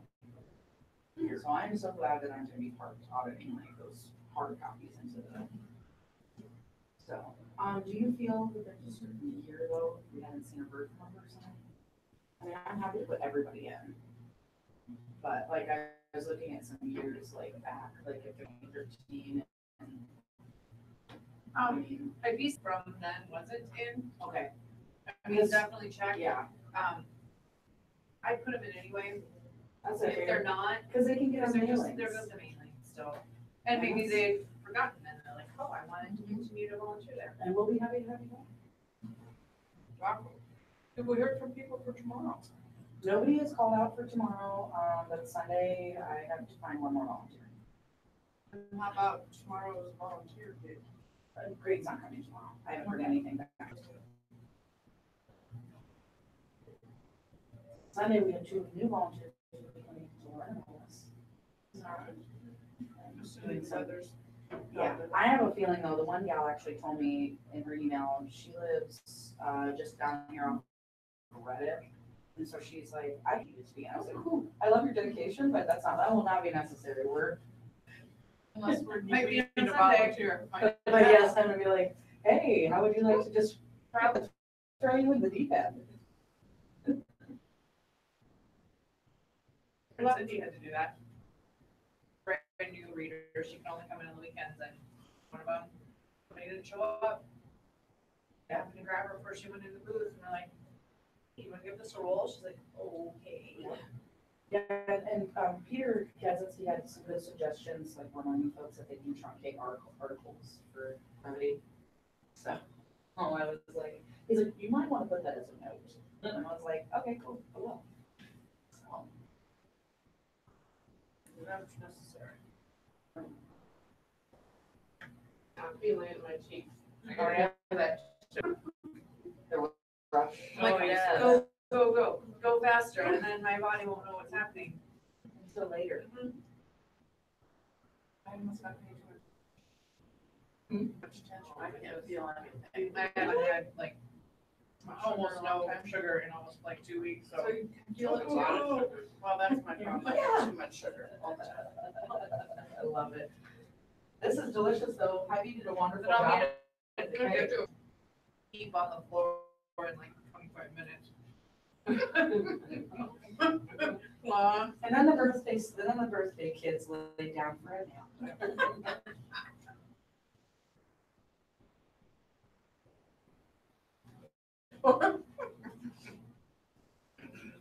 That's why we need a swimming couch. What? What'd you just say? A swimming couch? Oh, yeah. I Or a thought she said cot. swimming. That's what I thought you said. Yeah, and I was like, oh, a swimming couch sounds fine. Like too much work. Way too much. A fainting couch. Yes. Oh, thank you. I'm feeling all my face now. Sure, it has coconut.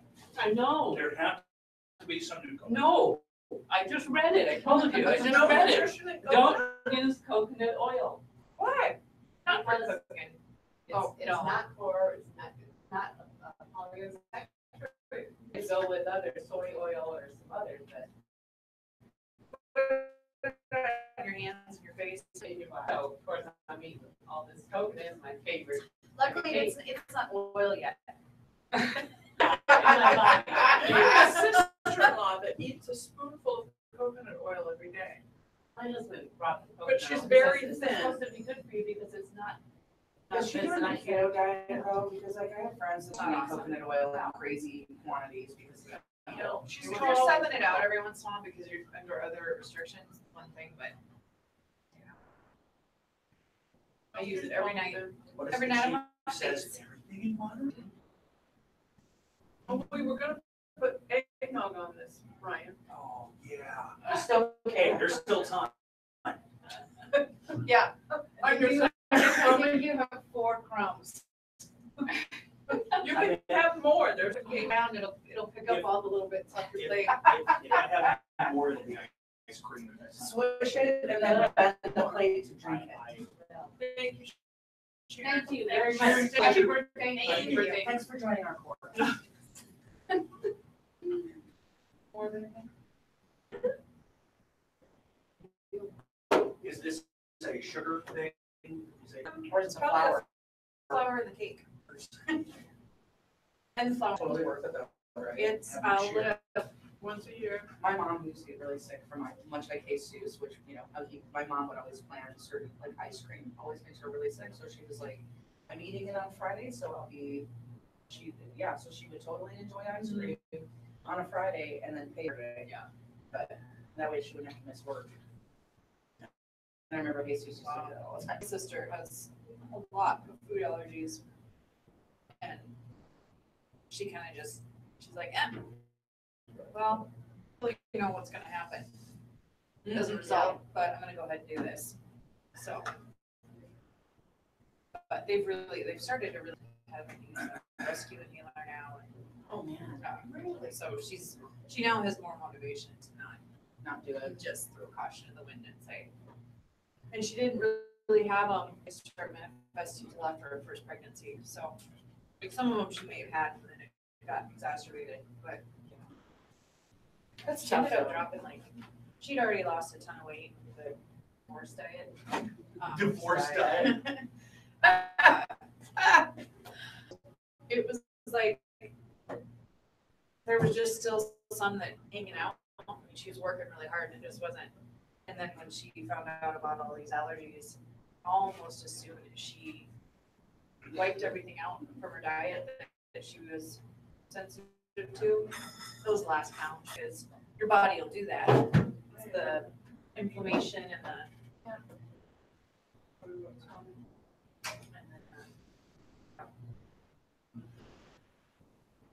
What are you doing, Ryan? Sus into the it's empty. out of this is. It is now. Yeah. Okay, I'm gonna hold your cake. thank you. Please splash yourself a little. 4 drops left. So this is the empty square. Yep. I'm Casey Kasem, and this is American Top 40. You're the water boy. Now on with I miss him so much. I'm going to send you a funny Casey Kasem outtake, Vic. When he would do his requests and dedications is another like favorite. Okay, Vic. I totally got to send you this file. He's still on Curious. Yeah, Oh, they play his old ones. 50, 60, 70, and any of them.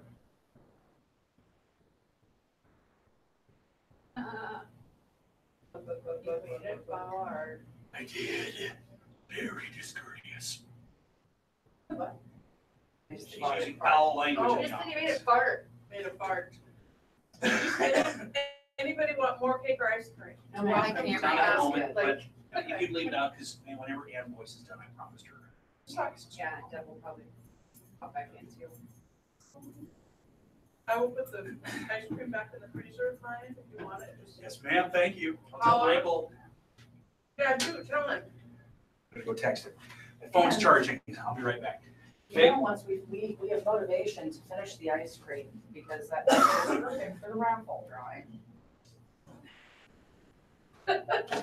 Not fancy.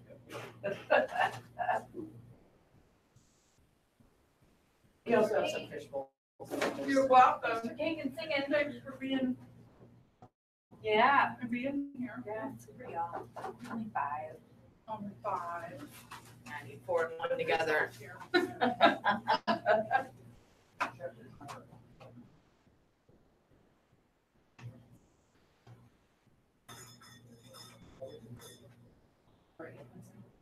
I guess we'll have to find something else besides cake and ice cream. For birthdays, maybe? Yeah. For Betty's birthday, we had hummus or vegetables.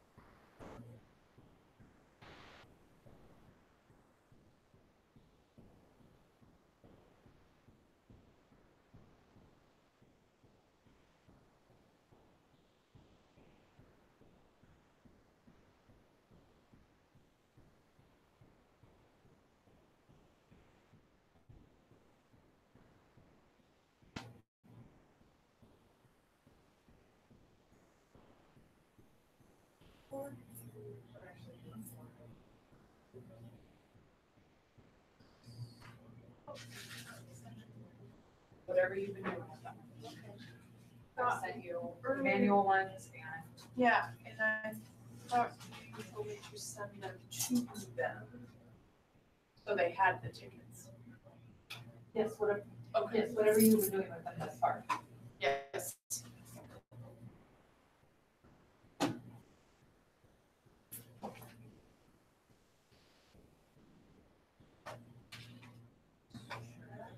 Fill this back in for tomorrow. Oh, Wilbur, that's all nice. Oh my God, I'm gonna go into a coma.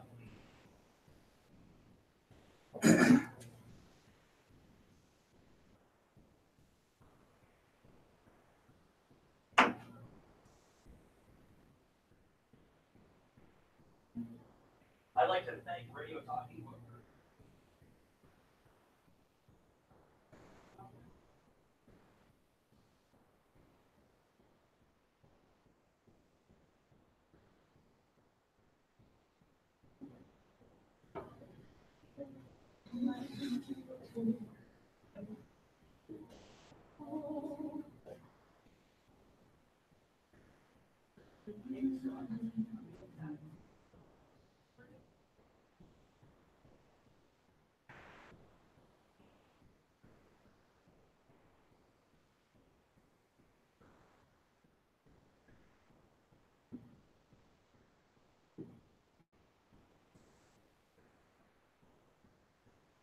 it to remind you of that too.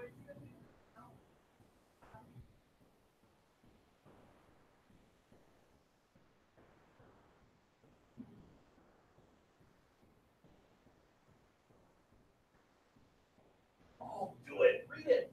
That's awesome. I mean, whatever you want to do.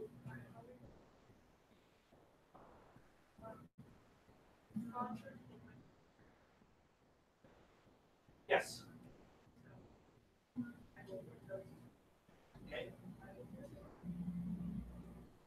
Just read all the sponsors again, if you would. Because otherwise it'll sound clumsy if I try to edit the new ones in. All right. Whining in the dark. I sent you a text that you'll find very YouTube video. Okay. Awesome. You sent it to my iPhone. Sweet. Sweet, sweet.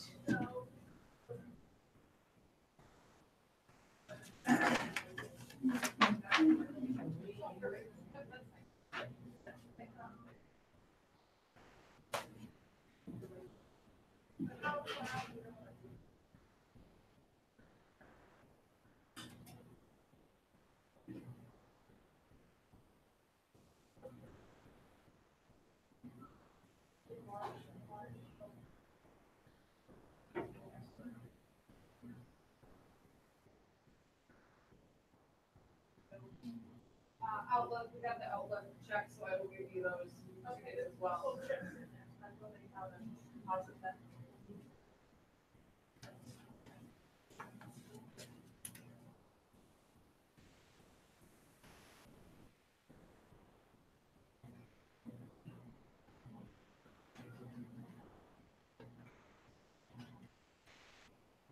So guess what? What? Andrew Greenwald, no sleeper.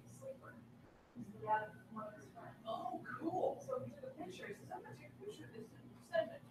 I'm looking for it, but I was picture. So I'm like, that's kind of cool. You know who else in Charles? I guess this is all for your time. I remember they did just they shoot evening papers. Yes. They just actually feel online. Somebody like the administration, whatever you and your John or Bill, but somebody would come on for a 4-hour shift for 5 nights. For about 5 days. Anyway, they do the World Herald and the Meteorologists, so I don't know if they were separate or together.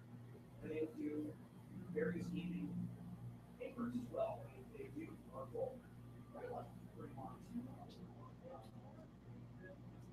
They do other papers. And then they would run their broadcasting until midnight, and they'd send you off the air.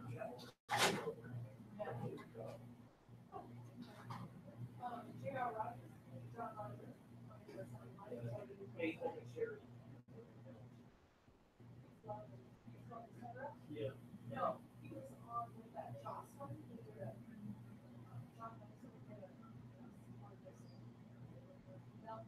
musician named Jocelyn. And Yeah, and J.R. Rogers.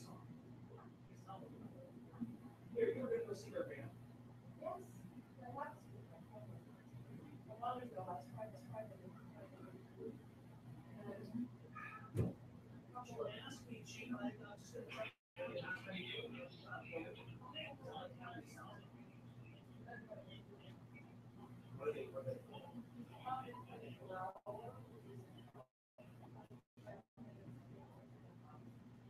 and it'll turn to my pop.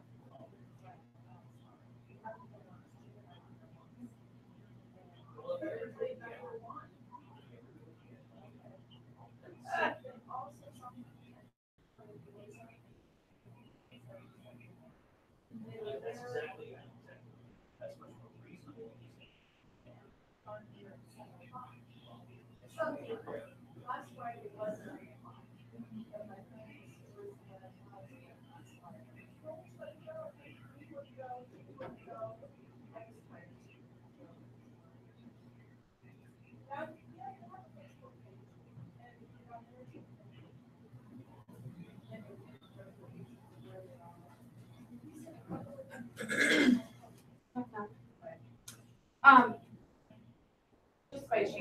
I had pulled a volunteer report because I was gonna try to.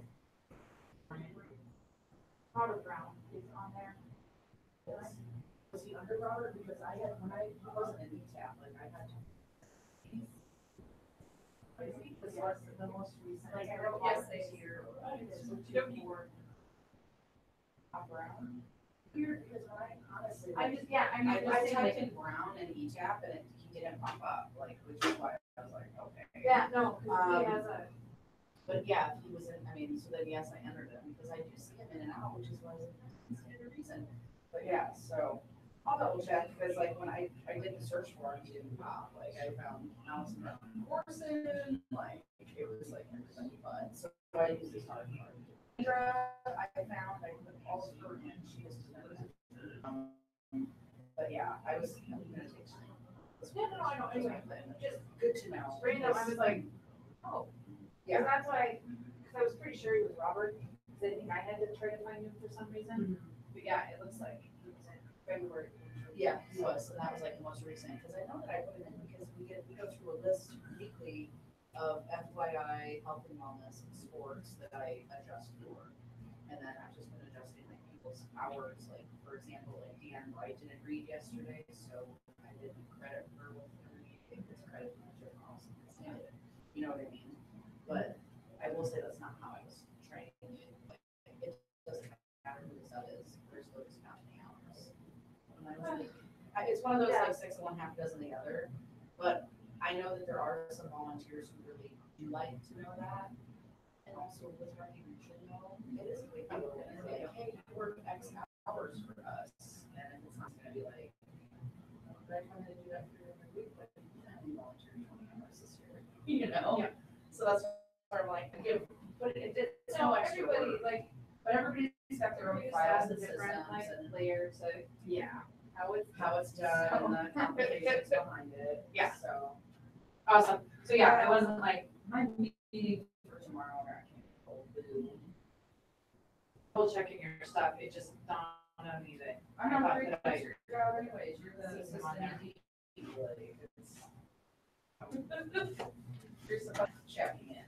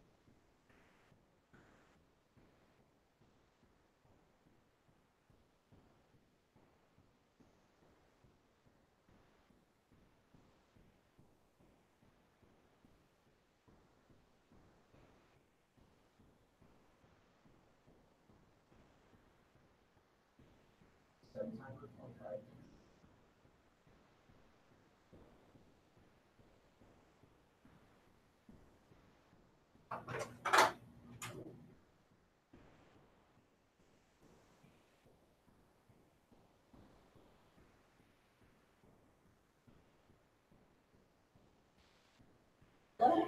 Hi, how are you? I'm fine. I'm Ann Moore. Yeah, nice to meet you, Ann. To meet you. Been on the job now for a month or so. Couple, actually, I started December the 10th. It's been a while. You are January volunteer of the month, so I recognize the photo. Well, I'd like to come more often.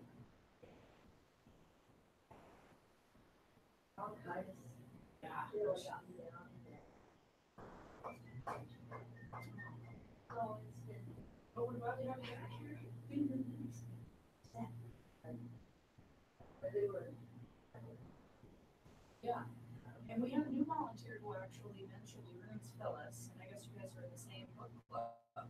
Oh, because she had said, well, I heard about this through another woman in my book club. And then. Well, it's not. Yep. So thank you, because your word of mouth brought her in, and that's always nice. Yeah. But I felt it. yeah. That's really nice, because then when you are discussing the books, then you know that there's not going to be contentious discussions, because I know sometimes, there's some tough questions. There are follow-ups for the reads and.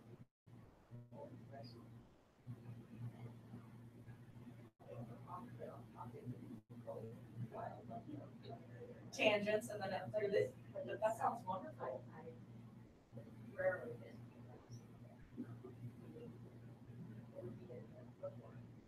Oh, that's a great story.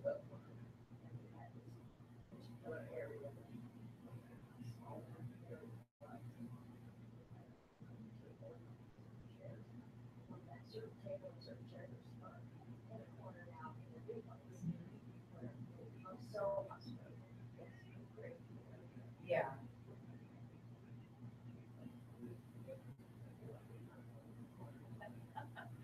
And they probably feel that way that you guys, that it is your space, you know, I, when it comes to regulars who come in, they probably notice when someone's not, you know, in the group or.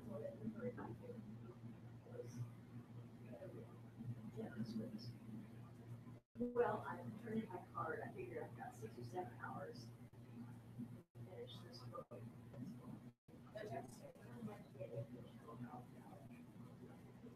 Yeah, how many pages ends up being? Seems like What are you reading? Course group. Okay. Yeah. And it's, you know, it's narrative. It's not like conversation. Although there's a lot of things, but it's not. Yeah. So, the book's actually been so well done. Well, that would be a wonderful read, like for our listeners, I think. Well, it's probably not everyone, well, there will be some. Yeah. And but it seems like I got it. Oh, Yeah. That sounds great. We're talking about kids. No, that sounds great, but the title is a catcher, that's for sure. But, I'm right. After reading the whole thing.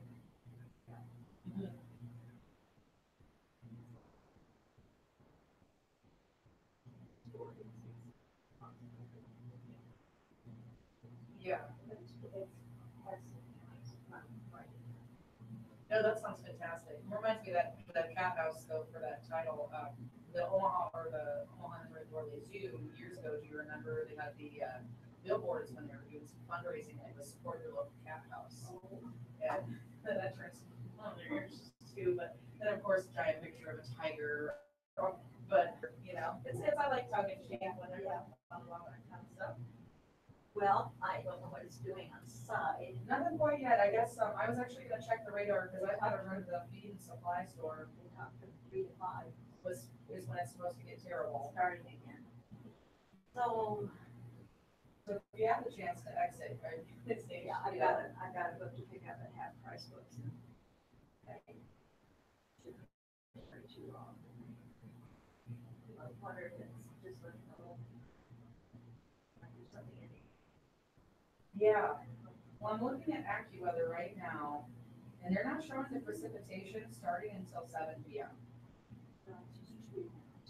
So I'm because I've been following this pretty closely because I've got ducks and chickens, and I've got to do a little bit of work on our duck enclosure because like as the snow is melted and there's just I'd like to replace a couple boards. You know, it's one of those like it's an ongoing project to keep the animals safe. So I've been watching some run a feed store, get home, do a couple things, make sure. My son and daughter-in-law began chickens last spring. Matthew built this, he does, that's it. But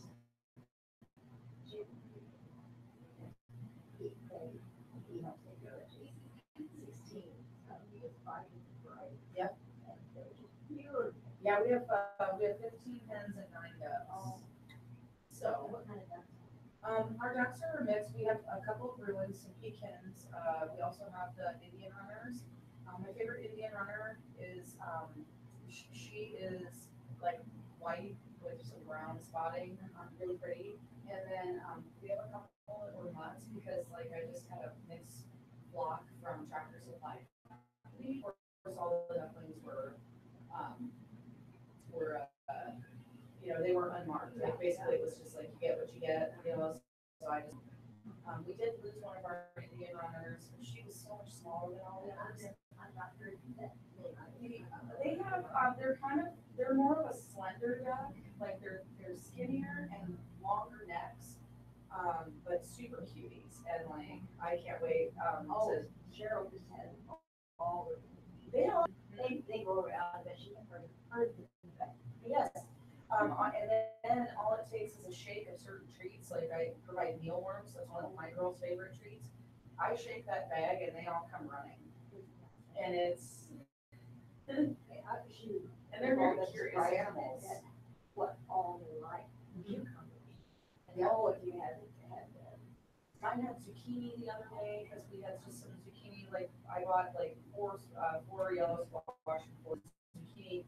We got through 2 of them, but the last 2 just were, we didn't get to them fast enough. And so exactly. And then I never feel guilty about throwing produce out that we don't get to because it goes to our girls who then give us the eggs or we want to sell the eggs to family and friends. So yeah, we're getting multicolored. Yep, same The here. shells are so much harder. Oh yeah. I think a lot of people are taken aback by how how hard the shells are. In fact, that was a friend that commented for the first time. She says, they don't crack easy. I have to hit them a few times. And normal or is it? And I said, no, that's because they're healthy.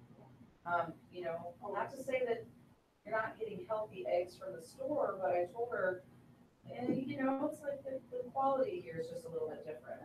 We spend a lot more love and care with our girls. I'm gonna pull up one of my egg pictures just to give you, because we have the same.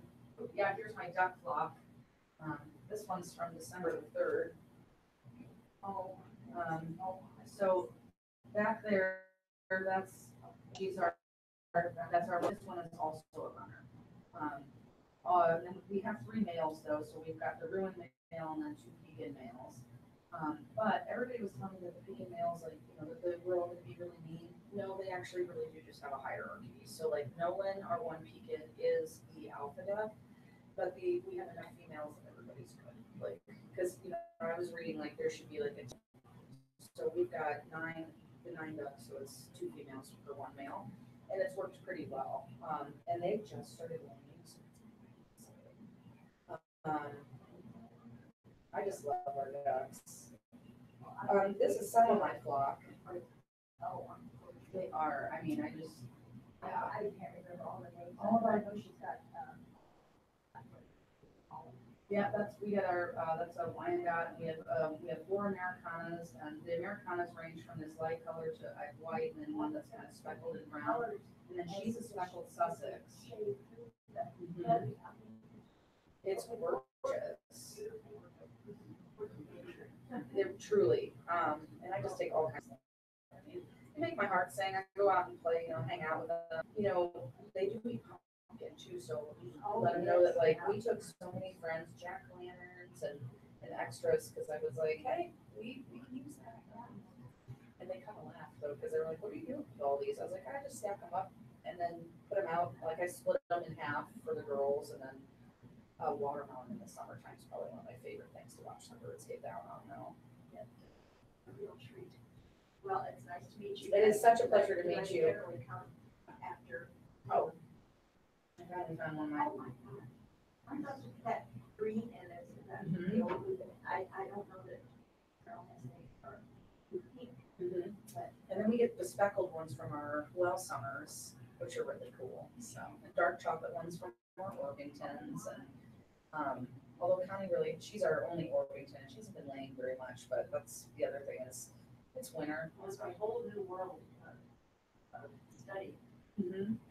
We weren't all that familiar. As I say, I go out and marvel at these lovely things. They're just darling. But I didn't know that much about it. The individual breeds. Yeah, we selected all of the breeds that we selected are cold hardy birds, because our biggest concern was, we don't heat our coop or anything, which some folks argue, you know, it's like I'm in a lot of forums and like I just saw a person that lost her whole flock because of a fire. And, you know, another person was like, but you should. And that's my point. Is the chickens create electricity. So what do you think folks were doing in Nebraska? They weren't firing up the barn, you know, so just, you gotta choose chickens that are good for the times that we get down to. And then come and find out with ducks, and this is something I didn't know, it started almost 30 minutes ago. Blew my mind, because this last cold snap, polar vortex, my ducks refused to come inside. They refused, and so they were out in their little, like, their favorite lean-to, if you will. And I couldn't sleep. I was out there every couple of hours making sure nobody did that overnight, because I was like, I mean, my neighbors must have thought I was a nut job, but I was just like, Rita's okay? Like, you know? But we provided heated water bowl for them, so that they always have access, because they have to fully submerge to breathe. It keeps their breathing passages moist. So, yeah. So I've learned so much. Can't keep their eyes open underwater. It's really neat. Yeah, fascinating. I could go on. I'm such a bird nerd. It is so nice to meet you, though, Anne.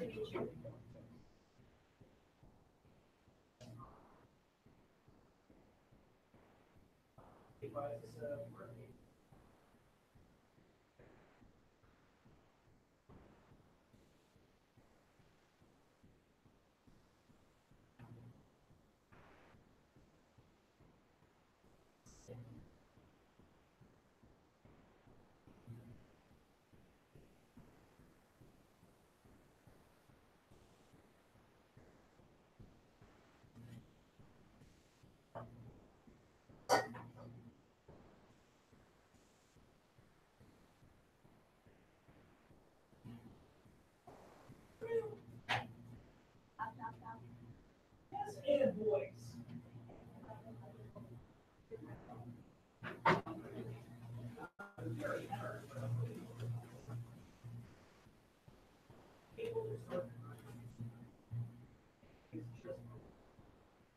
Bye, Ryan. I'll see you later. Will you let 911 probably? I gotta talk to him tomorrow morning. Because I would like to. I'm gonna rearrange a few things in my office. So we just introduced. So yeah. Yeah. So let them know they'll pop it in, but mostly I'm gonna rearrange furniture. So hang a couple photographs. Okay. Gotta scare the volunteers away. My kids' pictures.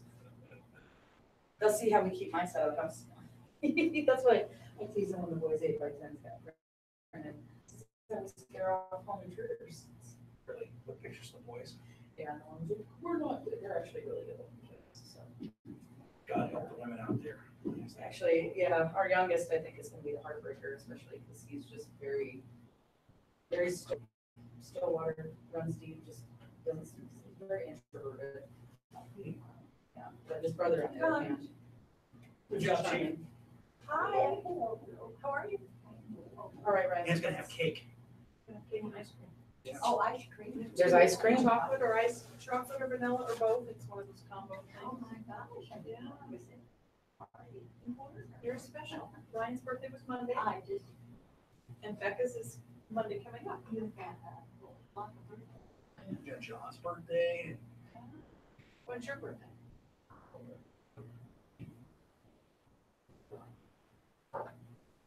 Well, I know. Want me to serve you up some cake and ice cream? Well, you were just Ryan's coming down for round 2. No, there's no it's way. a little early. I'm just coming to hang with you. Don't go too crazy with those kids this weekend. Oh, and tonight I'm going to Holland for this show.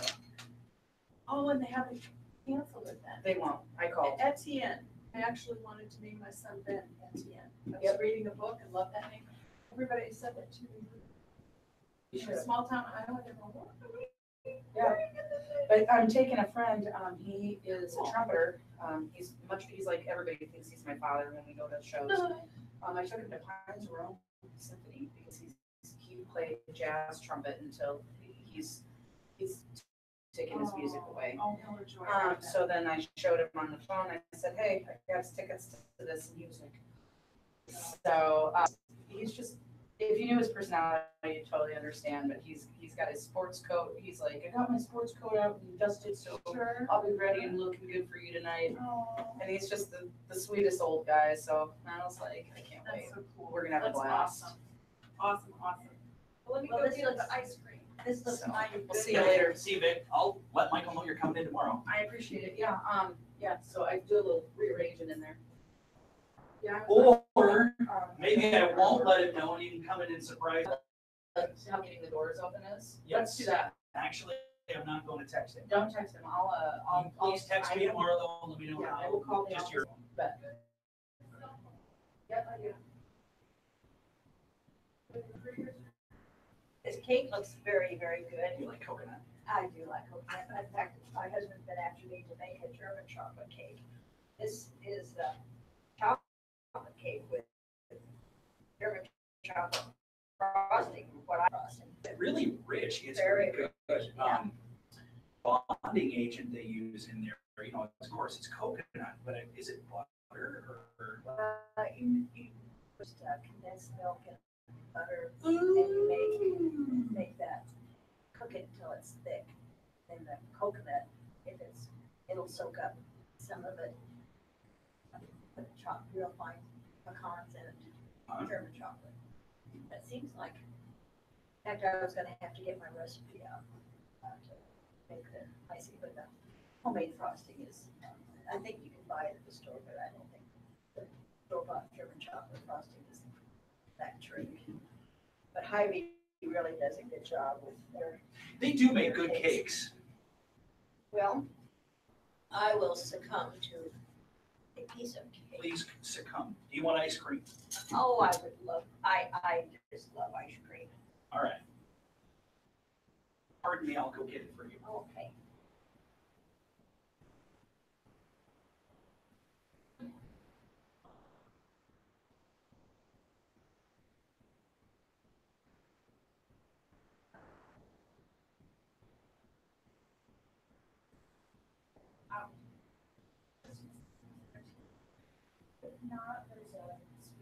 Yeah, there's some here. Do you want chocolate or vanilla? Oh, I think vanilla.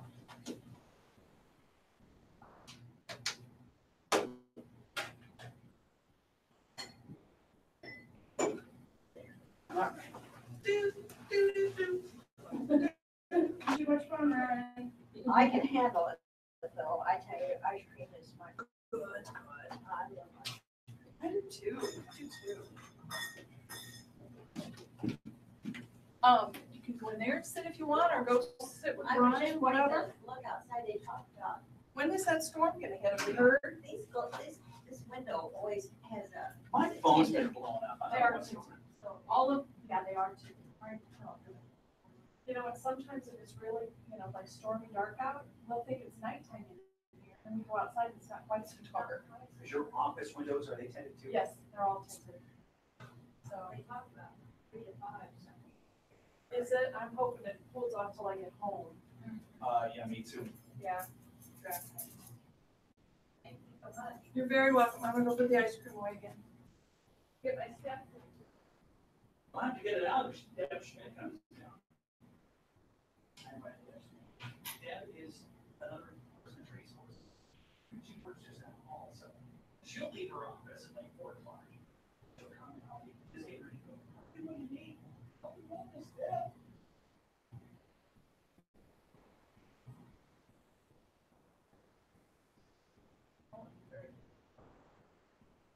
Oh my gosh, I didn't know there's a phone here. Does work. This is really cool.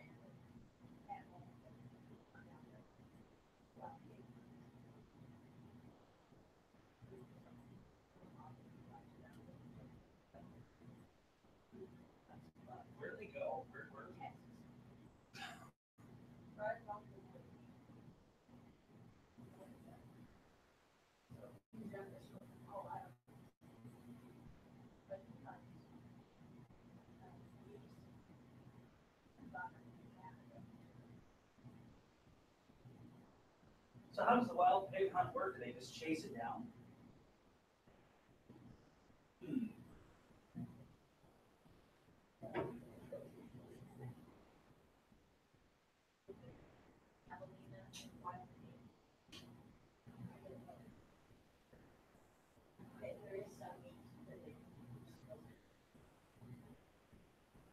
Well, as long as they eat it, yeah. As long as they don't just hunt it for sport, you know, recreation uses, right?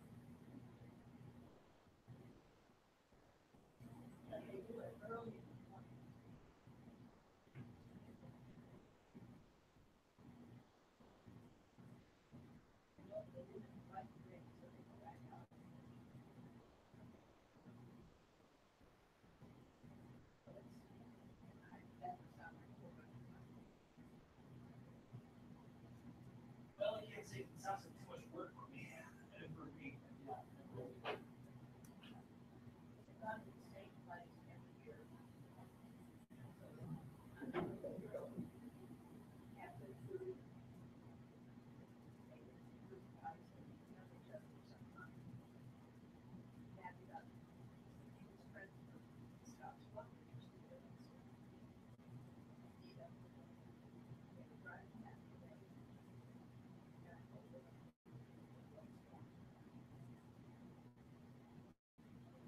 Yeah, that would be.